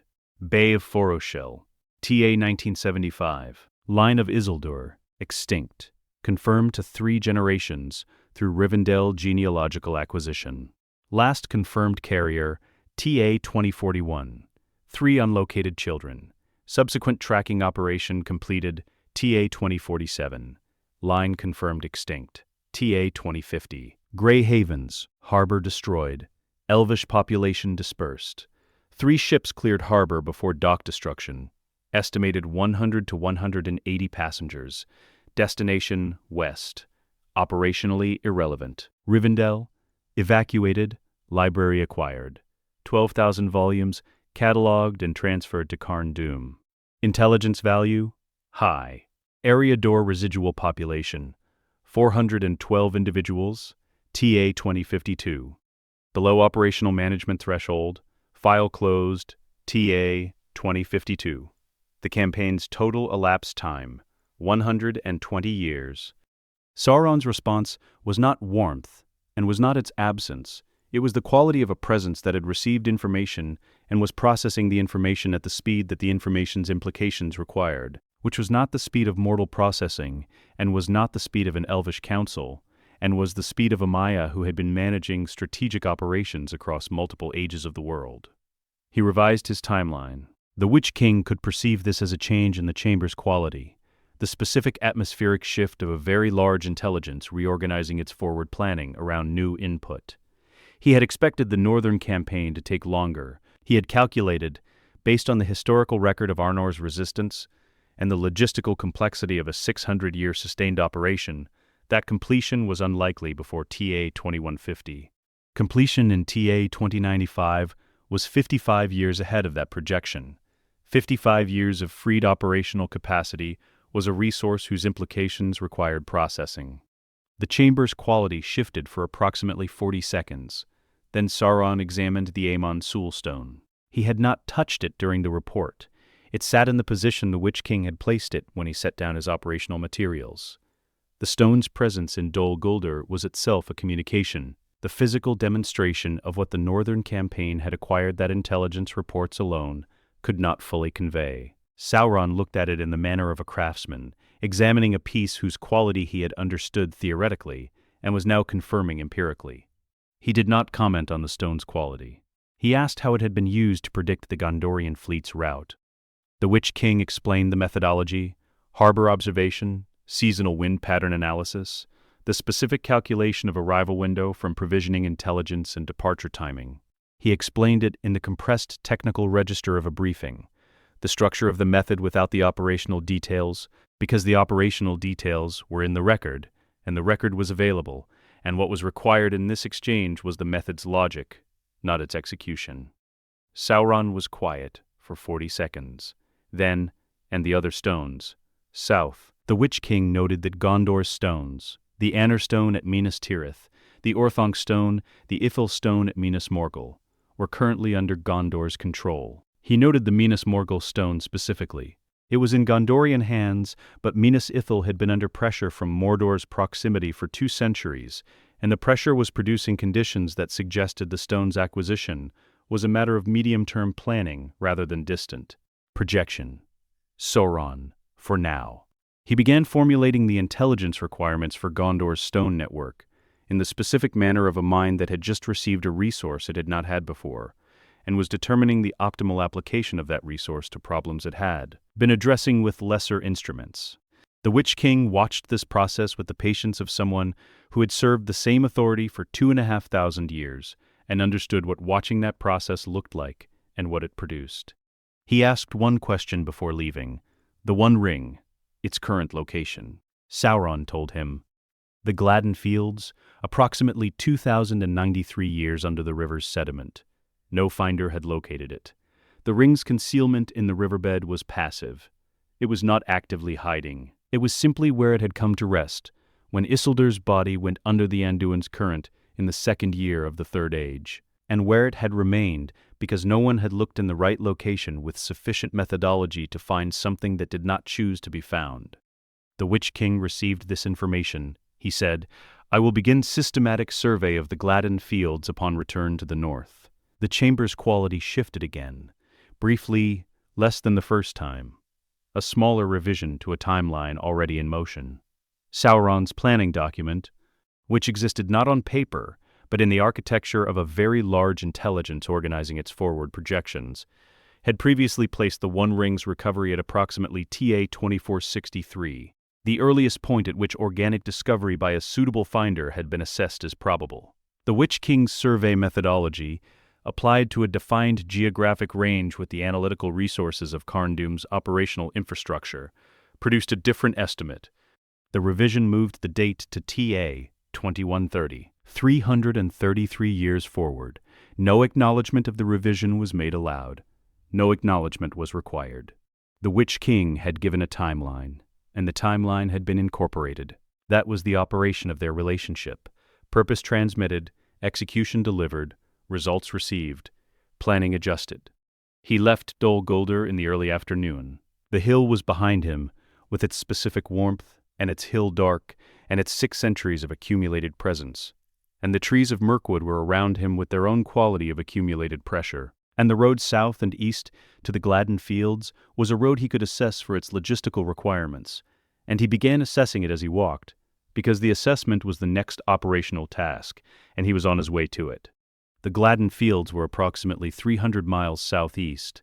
He noted the distance. He planned accordingly. Galadriel had looked in the mirror every night for 3,000 years. This was not ritual in the religious sense. She had not begun looking in the mirror, because a tradition required it or because a teacher had instructed her in the practice. She had begun looking in it because it showed things that were useful to know, and she found the knowing useful. And she had continued because the mirror's information was the kind of information that could not be gathered by any other method available to her, the specific quality of what might come, rendered in the mirror's grammar of image and sequence, and the particular weight of futures that were more or less probable depending on the conditions that surrounded the viewing. In 3,000 years of viewing, the mirror had shown her many things. It had shown her specific events with specific accuracy at intervals she could not predict, but could recognize when they arrived. The quality of those visions was different from the quality of the others, more immediate, more textured, carrying in their imagery the specific gravity of things that were determined rather than contingent. She had learned to distinguish between them. She had learned to hold the contingent visions lightly and the determined ones differently, not with fatalism, which was the incorrect response to a vision of something determined, but with the specific preparation of a mind that had received accurate information and was obligated to respond to it correctly. In the last 6 months, the mirror had been showing her one image, not one category of image, one specific image returning every night with the same composition and the same quality of determined weight, regardless of what she brought to the viewing. She had tried bringing different questions. She had tried bringing no question. She had tried viewing at different hours, which she had never done before in 3,000 years, and which produced no change in the result. Every night, the same image. She described it to Celeborn on the 43rd consecutive night. He listened in the specific manner he listened to things she told him that he found alarming, which was identically to the way he listened to things he did not find alarming. He asked her to describe the image's composition in the order she perceived it. She said, "A world in which the fourth age is the age of the undead." She said she knew it was the fourth age from the specific quality of the light, the way the ages changed, the world's light in a way that no description captured, but that a being who had lived through 3 ages of the world recognized at the peripheral level of accumulated experience, rather than through any describable feature. She said she knew it was the undead from what moved through the image's landscape, which was not what moved through Middle-earth's landscape now. Celeborn was quiet for 7 seconds. She said she had brought the mirror the question of the fellowship. No fellowship appeared. She said she had brought it the question of the ring. The ring appeared, on a hand she did not recognize, in a context she could not locate geographically, with a light around it that was not the light of Frodo's carrying, or Sauron's making, or any of the carrying lights she had studied for 2,000 years. She said she had brought it the question of Frodo. No Frodo appeared. She stopped looking in the mirror on the 44th night. Not because she stopped believing in its accuracy. The mirror was accurate, and she knew it was accurate. And the accuracy was the reason she stopped. There was no point in continuing to look at something that showed you one future, when the future it showed you had a single shape. A mirror that showed futures was useful when there were multiple futures to show. A mirror that showed one future was simply a mirror. She did not break it. She went to find Celeborn. Nenya's condition in the winter of TA 2180 was different from Vilya's condition in the winter of TA 2071, in one specific way. Vilya had been maintaining Rivendell against a diminishing reserve of surrounding warmth. The ring, spending more than its operational environment, was generating.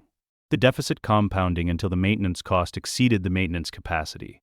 This was exhaustion of the conventional kind, more going out than coming in, eventually producing the terminal state of insufficient reserve. Nenya was facing a different problem. The One Ring's return to Sauron in TA 2130 had reactivated the ring hierarchy that the Three Rings' independence had been built to exist outside of. The Three had been made without Sauron's direct involvement and did not route through the One Ring's dominance architecture. This was the principle of their independence. The reason they had been able to operate across 3,000 years of Sauron's growing power without becoming his instruments, they were not subject to the One Ring.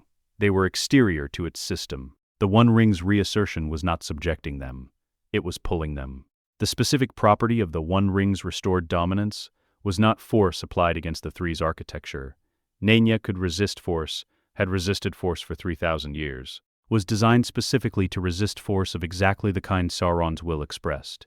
What the reassertion expressed was gravity, the natural tendency of rings to organize toward the ring that had been made to organize them, operating not through Sauron's active direction, but through the ring hierarchy's inherent structure reasserting itself as a property of what the rings were. Nenya's preservation function was spending itself against gravity. This was a more expensive operation than spending itself against force, because gravity was continuous and omnidirectional, and could not be resisted at a specific point, could only be maintained against constantly in all directions, without rest and without the relief of a directed assault that could be met with a directed response. Galadriel felt this as warmth, that was effort rather than warmth that was condition. The ring had always been warm. Now the warmth was the specific warmth of sustained exertion, the temperature of a thing working, rather than the temperature of a thing being. The encirclement had been building for 4 months before the first assault. It came from the north and the east simultaneously, not coordinated in the sense of a unified command structure, directing 2 armies in synchronization, but coordinated in the sense of 2 operations that had been planning against the same target from different angles for 2 years and had established the same operational date through independent assessment of the optimal conditions. Celeborn organized Lorien's military response with the specific authority of someone who had been organizing military responses for 4,000 years and who did not need to perform the authority for it to be present in every instruction he gave. He moved his forces to the northern border in the first week, to the eastern approaches in the second, and established the defensive geometry that Lorien's geography permitted, the Silver Lode as a natural barrier on the east, the Celebrant on the south, the Malern canopy providing concealment for his archers in the north. The geometry was correct. He knew it was correct. He also knew that a correct defensive geometry against a force applying the wrong kind of pressure was a geometry that was correct about the wrong question. He went to find Galadriel on the evening of the third week. She was at the mirror, not looking into it, standing beside the basin in the specific quality of someone who has visited a place out of habit and arrived to find that the reason for the habit is no longer present. The water was still. The silver basin was exactly what it had always been. She had her hands at her sides, and she was not looking at the water, and she was not looking at it. He stood beside her for 4 minutes without speaking. Then she said, "The geometry is correct." He said, "I know." She said, "It is correct about the wrong question." He said, "I know." They stood beside the mirror for another 2 minutes. Then she told him what she had decided.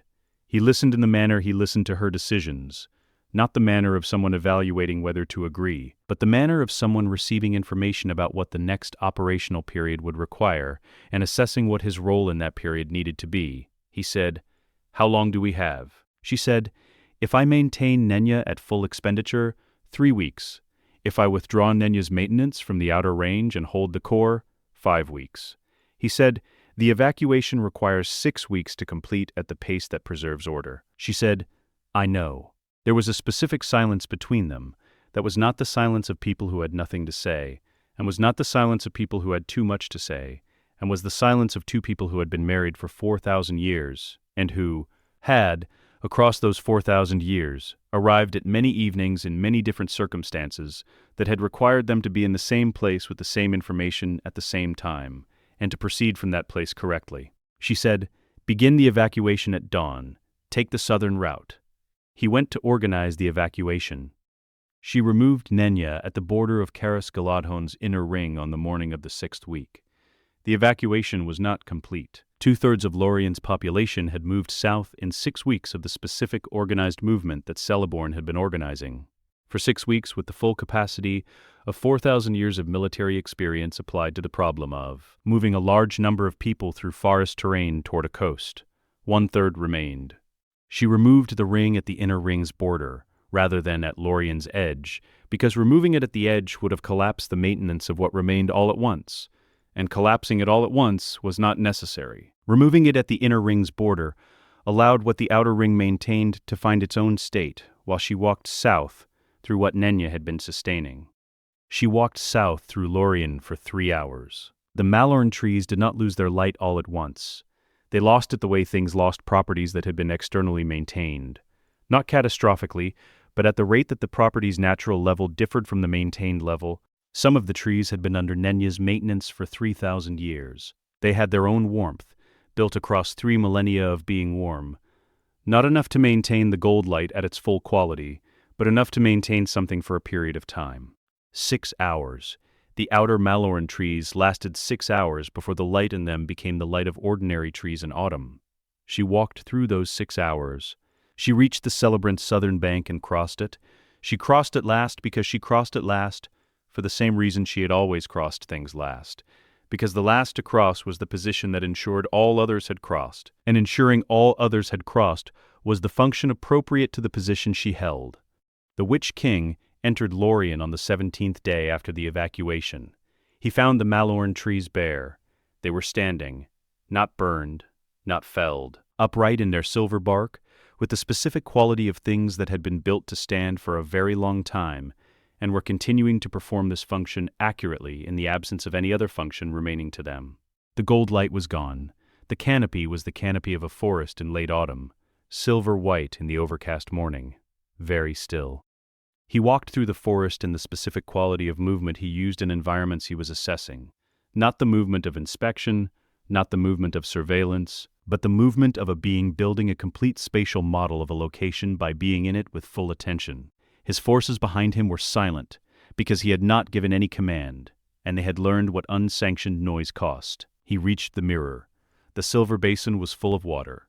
The water was still. The morning's overcast light sat on it in the flat way of light on still water in a closed environment, without depth, without the specific quality that the mirror had possessed when it was the mirror. He stood before it for 4 seconds. He looked into it. The mirror showed him nothing, not darkness, nothing. The surface of the water was the surface of the water, reflecting the overcast sky above the Maloran canopy with the accuracy of any still water surface, carrying no information beyond what still water surfaces carried. He looked at it with the full attention he brought to intelligence instruments of significance. It continued to show him nothing. He nodded. The nod was not approval. It was the specific movement of a head acknowledging that an accurate assessment has been confirmed, that the mirror's condition was consistent with his intelligence about what the mirror would show to someone whose future had a single shape. He had understood from Rivendell's genealogical records what a mirror that showed futures would show in the world the campaign was producing. He had confirmed the understanding. He turned. He gave the order to establish Dol Guldu's forward command post at Caras Galadon. The planning team that had been waiting at the forest's eastern approach moved in with their surveying instruments and their logistical assessment tools, and their specific competence at converting captured locations into operational facilities. They would spend 3 weeks assessing Caras Galadon's infrastructure for the command post's requirements. He would spend those 3 weeks at Dol Guldur, receiving the initial intelligence returns from the southern operations. He did not mention the mirror in his operational record. There was nothing to record. The mirror had shown him nothing. He walked back through the Maloran trees in the specific quality of the overcast morning light, through the silver forest that had been gold for 3,000 years and was now the color of accurate things when the warmth that had been maintaining them differently from their accurate color had been removed. The forest was very quiet. He noted the quiet. He walked east. Denethor had been steward of Gondor for 11 years before he looked into the Anarstone for the first time. He had known the stone was there. Every steward knew the stone was there. It was documented in the stewardship's foundational records, its location specified, its operational history catalogued from the first ruling steward forward. It was Gondorian property, and his property as Gondor's steward, and the records were clear about what it could do, and what had been done with it, and what the protocols were for its use. He was a man who read the records. He had read these records as a young man learning the stewardship's administration, and had assigned the stone its appropriate position in his mental catalogue of available instruments, significant, documented, present in the White Tower's upper chamber, to be approached with the protocol the record specified. He approached it in TA 2195 because the intelligence situation required an instrument the conventional intelligence network could not provide. The conventional intelligence network's northern range had been returning empty for a century, not returning sparse information, not returning degraded information, returning empty, which was a different category of return that required a different category of response. Empty returns from a network's northern range meant either that the network's collection infrastructure in that range had failed, or that the range had nothing to collect. His predecessors had concluded that the infrastructure had failed, and had periodically attempted to rebuild it by sending agents north, none of whom returned with usable intelligence, and some of whom did not return at all. He had concluded, based on his predecessors' attempts and their results, that the infrastructure was not the variable. He uncovered the stone in the upper chamber at the 2nd hour of a Tuesday morning and looked into it with the protocol the records specified, the formal posture, the directed attention, the specific quality of will application that the records described as necessary for the stone to respond to a legitimate holder. The stone responded immediately. It showed him Anuminas. He looked at Anuminas for 11 minutes. What he saw was accurate. This was the specific quality he brought to his first and subsequent sessions with the stone. The trained evaluative attention of a man who had spent 11 years assessing intelligence for the quality that distinguished reliable intelligence from unreliable, which was internal consistency, consistency with independently verifiable facts, and the specific texture of things that were true, as opposed to things that had been constructed to appear true. He had this skill in the same way he had all his administrative skills, thoroughly, because the stewardship required thoroughness, and he had given the stewardship everything it required. And Numinus was occupied. The occupation's specific characteristics, force composition, garrison distribution, the pattern of movement through the old capital's streets, were consistent with a long-established administrative occupation rather than an active military one. This indicated a campaign that had been complete long enough for the occupying force to transition from military posture to administrative posture, which required a minimum of several decades. The campaign in the north had been complete for longer than several decades. The image was consistent with what an occupation 100 years settled looked like. He noted this. He looked for the specific indicators he had been trained to look for in intelligence imagery: date markers, seasonal indicators, the condition of infrastructure relative to its known quality at the last confirmed observation. He found them. He triangulated. The image was current to within 1 year. He ended the session. He sat in the upper chamber for 4 minutes, with the cloth in his hand and the stone uncovered on its plinth, and he considered what accurate intelligence about the North's condition required of a steward of Gondor who had received it. He covered the stone. He returned to his study. He did not alter any operational decision on the basis of the first session, because a single intelligence return was not a sufficient basis for operational decisions of the magnitude that the North's condition implied. He was a thorough man. He would verify before he acted. The sessions accumulated. He conducted them with the specific discipline of a man who understood that intelligence instruments required methodical use to produce methodical results. Regular intervals, consistent duration, directed attention towards specific questions rather than undirected browsing. He looked at the North's current condition 3 times per week. He varied the geographic range of his queries to triangulate the pattern from multiple data points. He kept records of each session in the cipher he used for sensitive administrative documentation, entering the stone's returns with the date, duration, and his assessment of each return's reliability. The returns were consistent. In 4 months of sessions, he did not find a single inconsistency, not a single image that contradicted another image, not a single detail that failed to cohere with the accumulated picture that the sessions were building. The North was entirely under the operation's control. The timeline of its reduction, which he had reconstructed from the session's evidence, was approximately 120 years. The operation's intelligence infrastructure was the Amon Sul stone, which had been listed in the Gondorian archive as lost at sea with Arvedui. The archive was wrong. He brought this intelligence to his senior council in the 5th month. The council received it in the specific manner of people receiving accurate information that was significantly worse than their existing assessment of the situation. Not disbelief, because the evidence he presented was documented and coherent, but the specific quality of recalibration that occurred when a mental model that had been operating on one set of assumptions was required to update to a different set. The recalibration took the senior council 3 sessions across 2 weeks. At the end of it, they had incorporated the North's loss into their strategic assessment. The assessment required a response.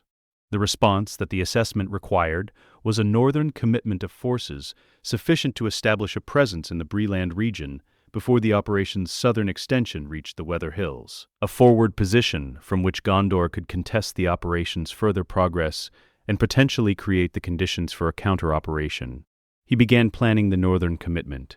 He looked into the stone again on the first morning of the planning process. He did not go to the stone with the intention of looking at the northern commitment's feasibility. He went with the intention of looking at the northern commitment's opposing force profile. The specific information he needed about Angmar's current military capacity and disposition that his existing intelligence did not provide at sufficient resolution for operational planning. The stone showed him the northern commitment. Not as a future. The stone did not show futures in any reliable sense he had been able to determine across 5 months of methodical use. It showed him the present, the specific current condition of the roads north from Breland, the passes through the Weather Hills, the logistical challenges of supplying a forward position in the Tern Gorthad's vicinity in winter conditions. It showed him these things in the specific accurate manner it had shown him everything else. He looked at the supply routes for 6 minutes. He had been a logistician before he had been a steward, had served in the administrative capacity responsible for Gondor's military supply chain for 8 years before his elevation, and had developed in those 8 years the specific visceral understanding of what supply routes meant for operations that required them. He looked at the northern supply routes, and he ran the calculation without writing it down, because it was not the kind of calculation that required paper. He ended the session.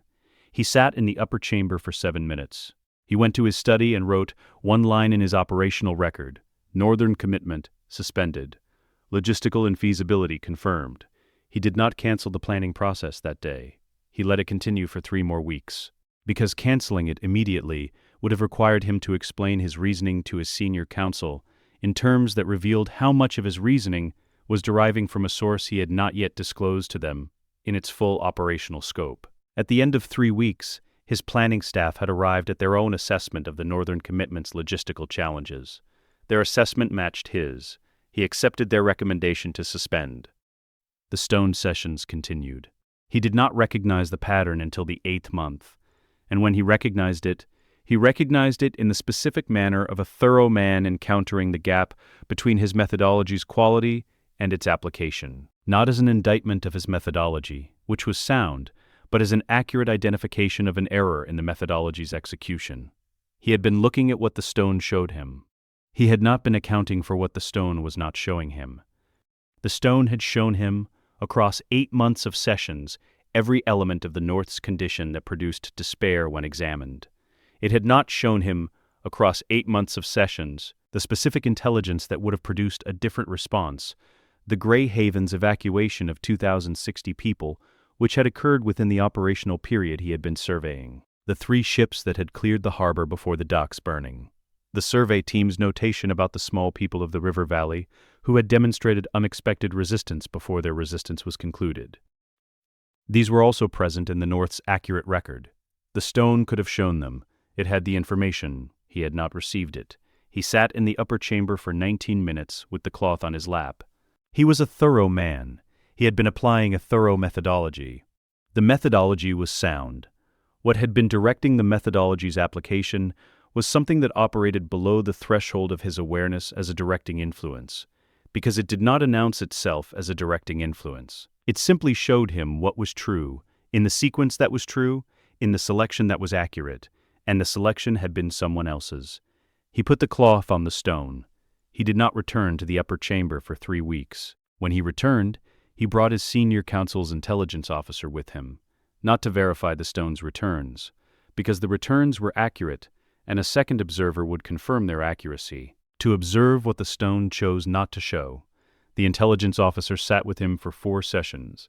At the end of the 4th session, she said, "It has never shown us a survivor." He said nothing. She said, "In 8 months of sessions about the northern operation, no survivors, no evacuees, no resistance that ended in anything other than the resistance's conclusion." He said, "I know." She said, "That is not accurate intelligence about the North. That is accurate intelligence about the North's losses." He covered the stone. The white tree bloomed in the courtyard below the upper chamber window in the spring of TA 2210. He stood before it for 14 minutes, which was longer than the demands of his morning schedule permitted, but not longer than the tree deserved, because the tree had bloomed despite everything the 8th month's sessions had shown him, and the blooming was its own intelligence about the situation's actual condition. He stood before it. He went back inside.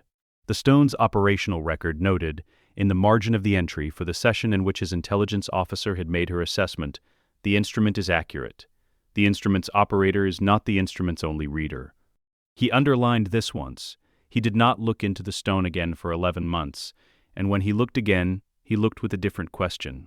The hydrological analysis took 14 months. Saruman had accepted the commission in TA 2114, with the specific quality of a man who had been asked to do something that fell within his demonstrated competence and who was going to do it correctly or not at all. The commission's terms were straightforward.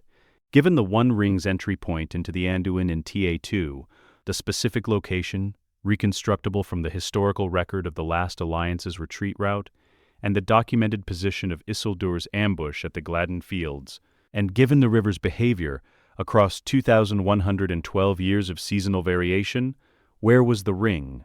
He had spent the previous 60 years attached to the Witch-king's operational infrastructure, in the specific capacity of an intelligence asset who had no other viable institutional affiliation. He did not characterize his position this way in the documents he produced, which described his role as analytical consultant in the operational records language.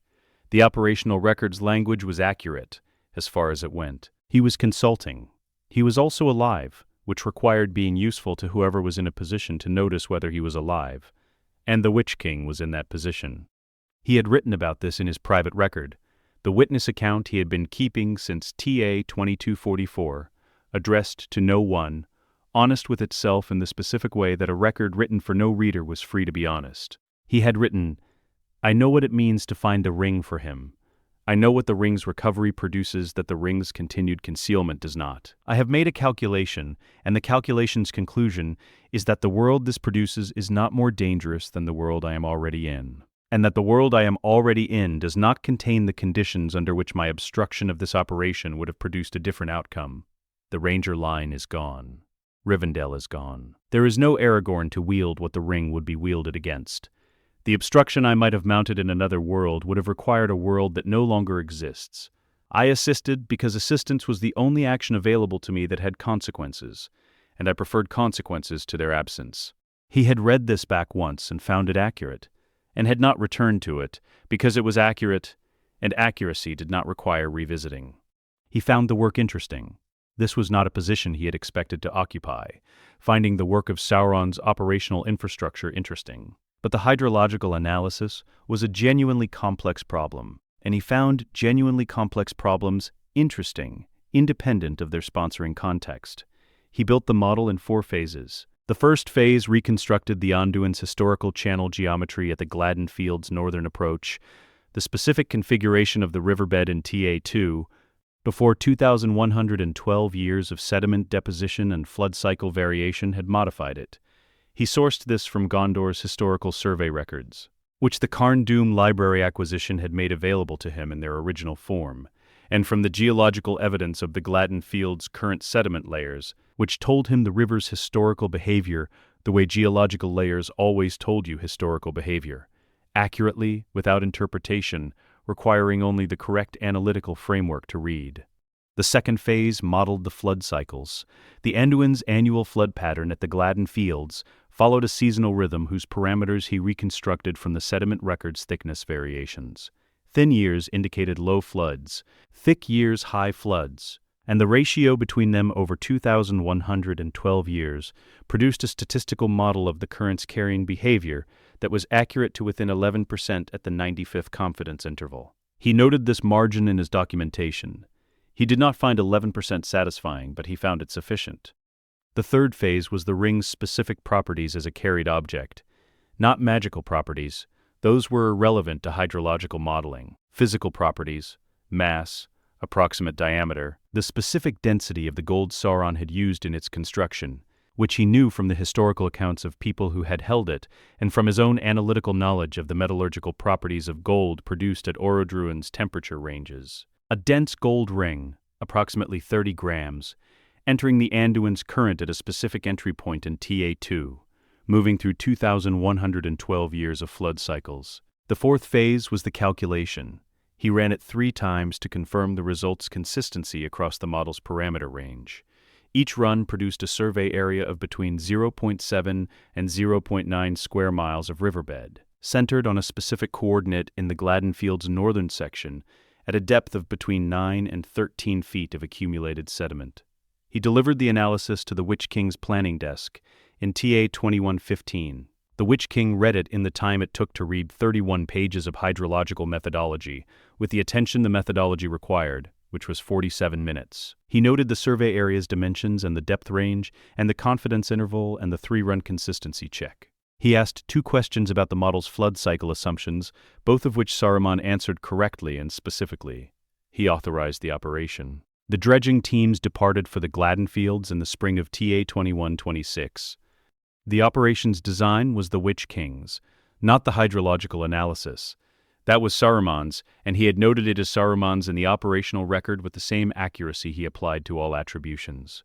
The operational design? The specific methodology for converting a 0.8 square mile riverbed survey area into a systematic sieving operation using the engineering capacity available was his, applied with the specific knowledge of someone who had been conducting large-scale terrain modification operations for 900 years.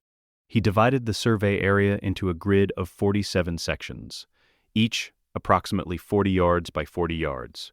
The grid was numbered sequentially from the western boundary eastward, which was the direction the flood cycle model predicted the ring's drift had favored across the 2,112-year accumulation period. He established a temporary dam infrastructure at the grid's northern and southern boundaries, sufficient to reduce the active water flow through the survey section to a manageable level without fully diverting the river. Full diversion was technically feasible, but operationally costly at the required scale, and produced marginal additional accuracy against the sieving methodology's existing resolution. He did not supervise the operation from the site.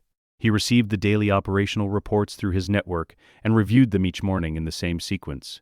He reviewed all operational reports, the previous day's completion percentage against projection, deviation from projection with causal analysis, resource expenditure against budget, any conditions outside the established parameters that required his assessment. The reports were precise because he had established precise reporting protocols, and his orc engineering teams had learned what imprecise reports produced in the way of response. The operation ran 47 days of active sieving before the fourth grid section returned the result. The sieve worker's name was not recorded. This was consistent with the operational record's general approach to individual-level attribution in large-scale operations. The record tracked outcomes, not the specific identities of the people who produced them. Unless the identity had independent operational significance, the sieve worker's identity had no independent operational significance. What he found had all of it. He was working the fourth grid section's eastern subsection on the 47th day of active sieving, at a depth of 11 feet 4 inches of accumulated sediment, in the specific condition of someone who had been doing the same physical task in the same location for approximately 6 weeks, and whose attention to the task was the attention of long familiarity rather than fresh engagement. The sieve's contents came up from the sediment in the standard load, and he worked through them in the standard sequence, larger material first, smaller material after, the specific feel of sieve work that involved very little thought once the method was established. His hand closed over it in the middle material of the load. It was warm. Not hot, warm. The specific warmth of something that has been cold for a very long time, and is not cold anymore. He did not register this as significant in the first second. In the second second, he registered it as anomalous, because 11 feet of accumulated sediment at the Gladden Fields' northern approach was not an environment that produced warm objects in the middle of the third week of autumn. In the third second, he opened his hand. It was a ring. Gold. Plain. Approximately the size of a finger ring for a man's hand.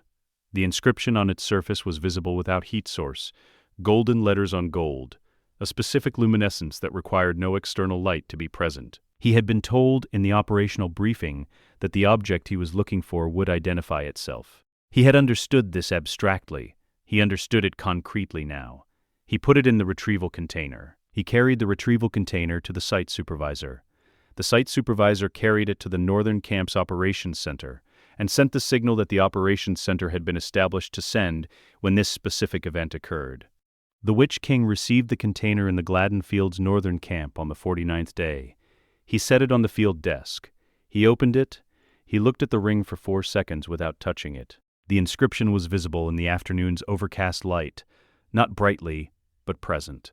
The fire letters gold-on-gold luminescence operating at the specific intensity of something that had been in a dormant state for 2,124 years, and was in the process of leaving that state. It was leaving it in the specific way that things left dormancy, when the condition that had maintained the dormancy changed, gradually, from within, with the quality of something waking rather than something ignited. He noted the inscription's visibility at ambient temperature. He noted what this indicated about the ring's current state. He noted both of these things in the operational record with the accuracy he brought to all notations: the date, the time, the specific conditions, the observation, the assessment. He closed the container. He sent the messenger to Sauron. He did not touch the ring. The escort from Mordor arrived on the 61st day, 12 days after the container had been on the field desk, 12 days in which the Witch-king did not enter the room where the container sat. Not because he feared the ring. He understood the ring with the specific understanding of a being who had served its maker for 2,500 years, and had spent 900 of those years studying the mechanisms by which it operated on minds of varying capacity. And resistance. He understood it completely. He did not enter the room because he understood it completely.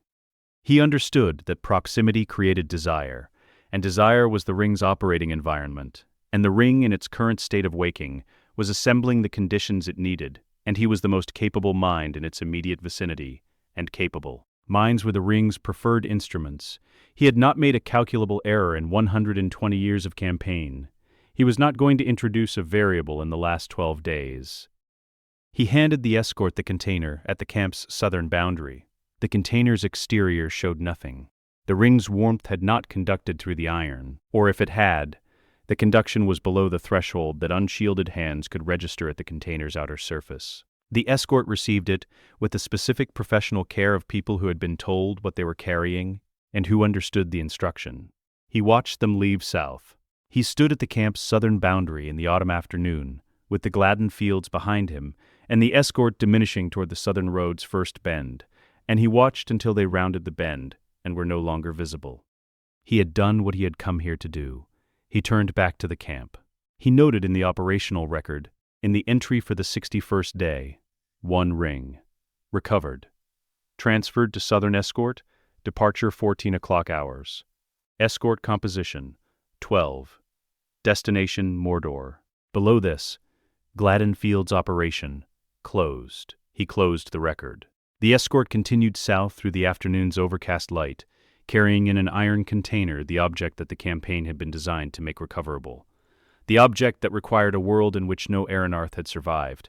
No rangers wandered, no Rivendell stood, no Lorien resisted, and no fleet had come north in TA 1975 to prevent the operation's first condition from being established. All of those conditions were met. The escort rounded the second bend. The road was clear. The prancing pony still had its door. Saruman noted this when he arrived in Bree in the third week of autumn, TA 2250, not as a sentimental observation, but as an architectural fact. The eastern wall had partially collapsed. The roof's center had come down in what the settlement pattern suggested had been a heavy snow winter, approximately 30 years prior, and the common room's interior was exposed to the sky in the specific way of structures that had been built with care and had exceeded the lifespan of their maintenance. But the door was present. It was standing open in the manner of a door whose mechanism remained functional and whose last person to pass through it had not pulled it closed. He stood in the doorway for 11 seconds. He had traveled north from his current position in Dunland, specifically to see what the Western Territories looked like at their furthest extent, which was a professional assessment rather than a sentimental one. He was still a professional. He had been professional across 250 years in Middle-earth, and the operations he had attached himself to in the last century and a half had not changed this, because professionalism was a property of his methodology, and his methodology was not altered by its institutional context. He went inside. The common room had the specific quality of a space that had been inhabited continuously for a long time, and then had not been inhabited at all. Not the quality of gradual decline, which produced a different texture, but the quality of a stopped clock. The tables were where they had been placed by people who had considered their placement.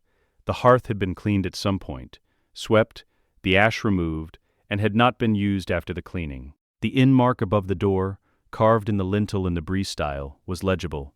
He noted it in the record he was keeping. He noted it because no one else was going to. He had been keeping the record for 6 months. It was addressed to no one.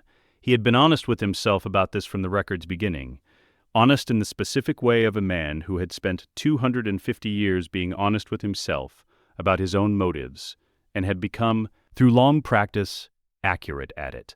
The record was not for posterity, because posterity was not the right category for the current situation's future. It was not for Sauron, because Sauron's operational record already contained everything the record contained that was operationally significant. It was not for the White Council, because the White Council had been marginalized by operational facts that the White Council's last response to his 4-page assessment had not adequately addressed. It was a witness account. He was, at this point in the Third Age's conclusion, the last being with sufficient complexity of perspective to understand the full weight of what had occurred. This was not a claim of distinction. The Witch-king understood the full weight of what had occurred, but the Witch-king's understanding was the architect's understanding, which was the understanding of a mind that had designed the structure and therefore encountered it as confirmation rather than revelation. Círdan understood portions of it from the shore's perspective. Galadriel, wherever she was, understood it from Nenya's perspective and the mirrors. He understood it from outside all of those perspectives. He was the record. The world looked from a distance, approximately like a world This was the observation he had been developing across 6 months of travel through the territories the operation had converted, and which he had refined through each new piece of the territory he encountered. The physical world was intact. The geological fact of Middle-earth was unchanged. The mountains were where they had been. The rivers followed the channels they had carved across ages of time. The seasonal cycle continued with the specific indifference of seasonal cycles to the political arrangements of the beings who experienced them.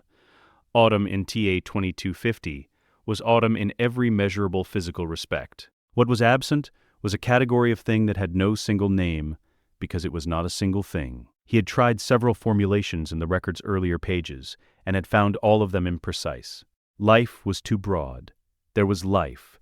The operational territories had populations, and the populations were alive in the technical sense. Warmth was closer, but was a property rather than a category. The specific warmth of places inhabited continuously by people who had reasons for being there was accurate, but was a description rather than a name. He wrote in the record, on the page he was completing in the Prancing Pony's common room, "What is absent from the world is the word for what is absent. The absence preceded the language for it by the specific margin of one campaign's duration. The language is gone, because the people who would have developed it are gone. I am writing in a cipher no one else can read, in an inn no one else is using, in a world that continues to exist without the thing that made existing in it the kind of existing it was." He read this back. He found it accurate. He confirmed the Line of Isildur's extinction in the record on the 141st day of its keeping. 3 independent genealogical investigations conducted across 6 months using the sources available, the Carn Dûm Library's acquisition from Rivendell, the Gondorian Archive's Southern Records, and the cross-reference he had constructed from the operational records tracking data for the lineage operation's 36-year duration. 3 investigations, 3 confirmations, the same result. The last person who had carried Isildur's blood had died in a cave in the northern Blue Mountains in TA 2043, of cold, without children, without knowing that her name was the last entry in a genealogical line that had been maintained for 2,041 years, specifically because of what it was supposed to eventually produce. She had not known who she was. This was the specific fact that Saruman returned to across the record's 6 months, in the margin notes and the side observations that accumulated in the record's white spaces as the central text developed. Not the extinction itself. The extinction was an operational outcome, documented, confirmed, filed. The fact that she had not known. The genealogical record had ended before it reached her. The rangers who would have preserved the record had been tracked and resolved before the record reached her generation. She had lived and died as an ordinary woman in the circumstances available to ordinary women in the collapsed North, without access to the information that would have made her extraordinary. He wrote nothing about this in the record. He left the margin on that page blank. He closed the record on the afternoon of the 173rd day in the Prancing Pony's common room, with the door standing open behind him and the autumn light coming through the collapsed roof section at the angle appropriate to the 3rd week's afternoon sun. He had one last entry to make. He made it in the same compressed notation he used for operational conclusions, the format he had developed across 250 years of professional practice, which was the most precise format available for the specific function of converting an observation into a record that could be recovered and understood by the person who had made it. He wrote, "The world continues. The line does not. Andúril was not reforged because there was no Aragorn to reforge it, and no ring to destroy, and no dead to summon, and no armies of the west to receive the summons. The Shards of Narsil stand in Carn Dûm, with the black speech in their fuller, accurate to their current meaning. The white tree of Gondor was cut down in TA 2230. The 4th age has begun on schedule. The correct master has the ring." This is the record of how this occurred. He looked at this for 4 seconds. Then he wrote one additional line, the only line in the record that was addressed to something rather than simply stated. "I was here. I saw it. No one will read this." He closed the record. Carn Dûm's throne room was a record room now. The Witch-king was not in it. He was at Minas Morgul, his canonical seat, the title and the posting that the restored Sauron had assigned him in the 3rd Age's final configuration. The campaign's completion had earned him the position that the campaign had been designed to make possible. He had filed his last report to Carn Dûm's operational record and had departed for Minas Morgul in TA 2195, and had not returned because the North no longer required his direct administration. His staff maintained the throne room. Someone had been maintaining it across the 55 years since his departure. The floors were clean, the torches in their brackets were replaced on schedule. The stone was dressed to the same standard it had been dressed to since the fortress's founding in the 9th century. Along the north wall, the Shards of Narsil, reforged upright, the black speech inscription in the fuller invisible in the room's torchlight and present in the room's substance. The sword that had been meant to save the world, standing against a wall in a room that had been organized around the purposes of the man who had ensured the world did not need saving. Along the south wall, 12,000 volumes of Rivendell's collected scholarship, shelved in the order Elrond had established over 3,000 years, catalogued by the Carn Dûm team in the 3 months following the valley's occupation. The accumulated intelligence of the Elvish world's most comprehensive archive, available in full to the operational infrastructure that had acquired it. On its plinth at the room's eastern end, the Amon Sul stone, still operational, still networked, the seeing apparatus, whose use at the Bay of Forochel in TA 1975 had been the divergence from which everything else had followed, with the specific inevitability of correctly calculated outcomes. Beside it, on the eastern wall without a plinth, mounted flush against the stone in the secondary position that the room's inventory assigned to instruments of confirmed but lesser operational significance, the Anumina stone, the second of the 2 northern Palantiri Arvedui had carried when Fornost fell. It had been catalogued in the operational record's 3rd week, alongside the Amon Sul stone, assigned its classification, functional, networked, range inferior, and used in the campaign's middle years for the secondary surveillance operations that the Amon Sul stone's directed attention could not cover simultaneously. It sat against the eastern wall in the specific quality of an instrument that had been used correctly for the purpose it was suited to, and had then been superseded by the completion of those purposes. It was maintained to the same standard as everything else in the room. It had no plinth, because it had not been the instrument that mattered, and the room's organization was accurate about what had mattered and what had not. And in the exact center of the room, on the floor of dressed stone, in the position of honor that the room's proportions suggested as the location of an object intended to be acknowledged by anyone who entered, Arvedui's throne, moved from Fornost, maintained to the same standard as everything else in the room. The carved wood preserved by the specific cold of Carn Dûm's stone, which was the cold that preserved things rather than the cold that destroyed them, which was the distinction between the cold of the north and the cold that came with the 9. The throne was empty. It was very clean. The torchlight moved across it in the specific way that torchlight moved across old carved wood, finding the grain, following the carving's lines, producing the particular quality of illumination that old things produced when light found them at the correct angle. The carved wood of a throne built for the last king of Arthedain, maintained across 275 years in the fortress of the power that had ended his line, sat in the center of the room that had been organized around the record of that ending. Someone had been maintaining it. The someone had no name in any document the room contained. The maintenance continued.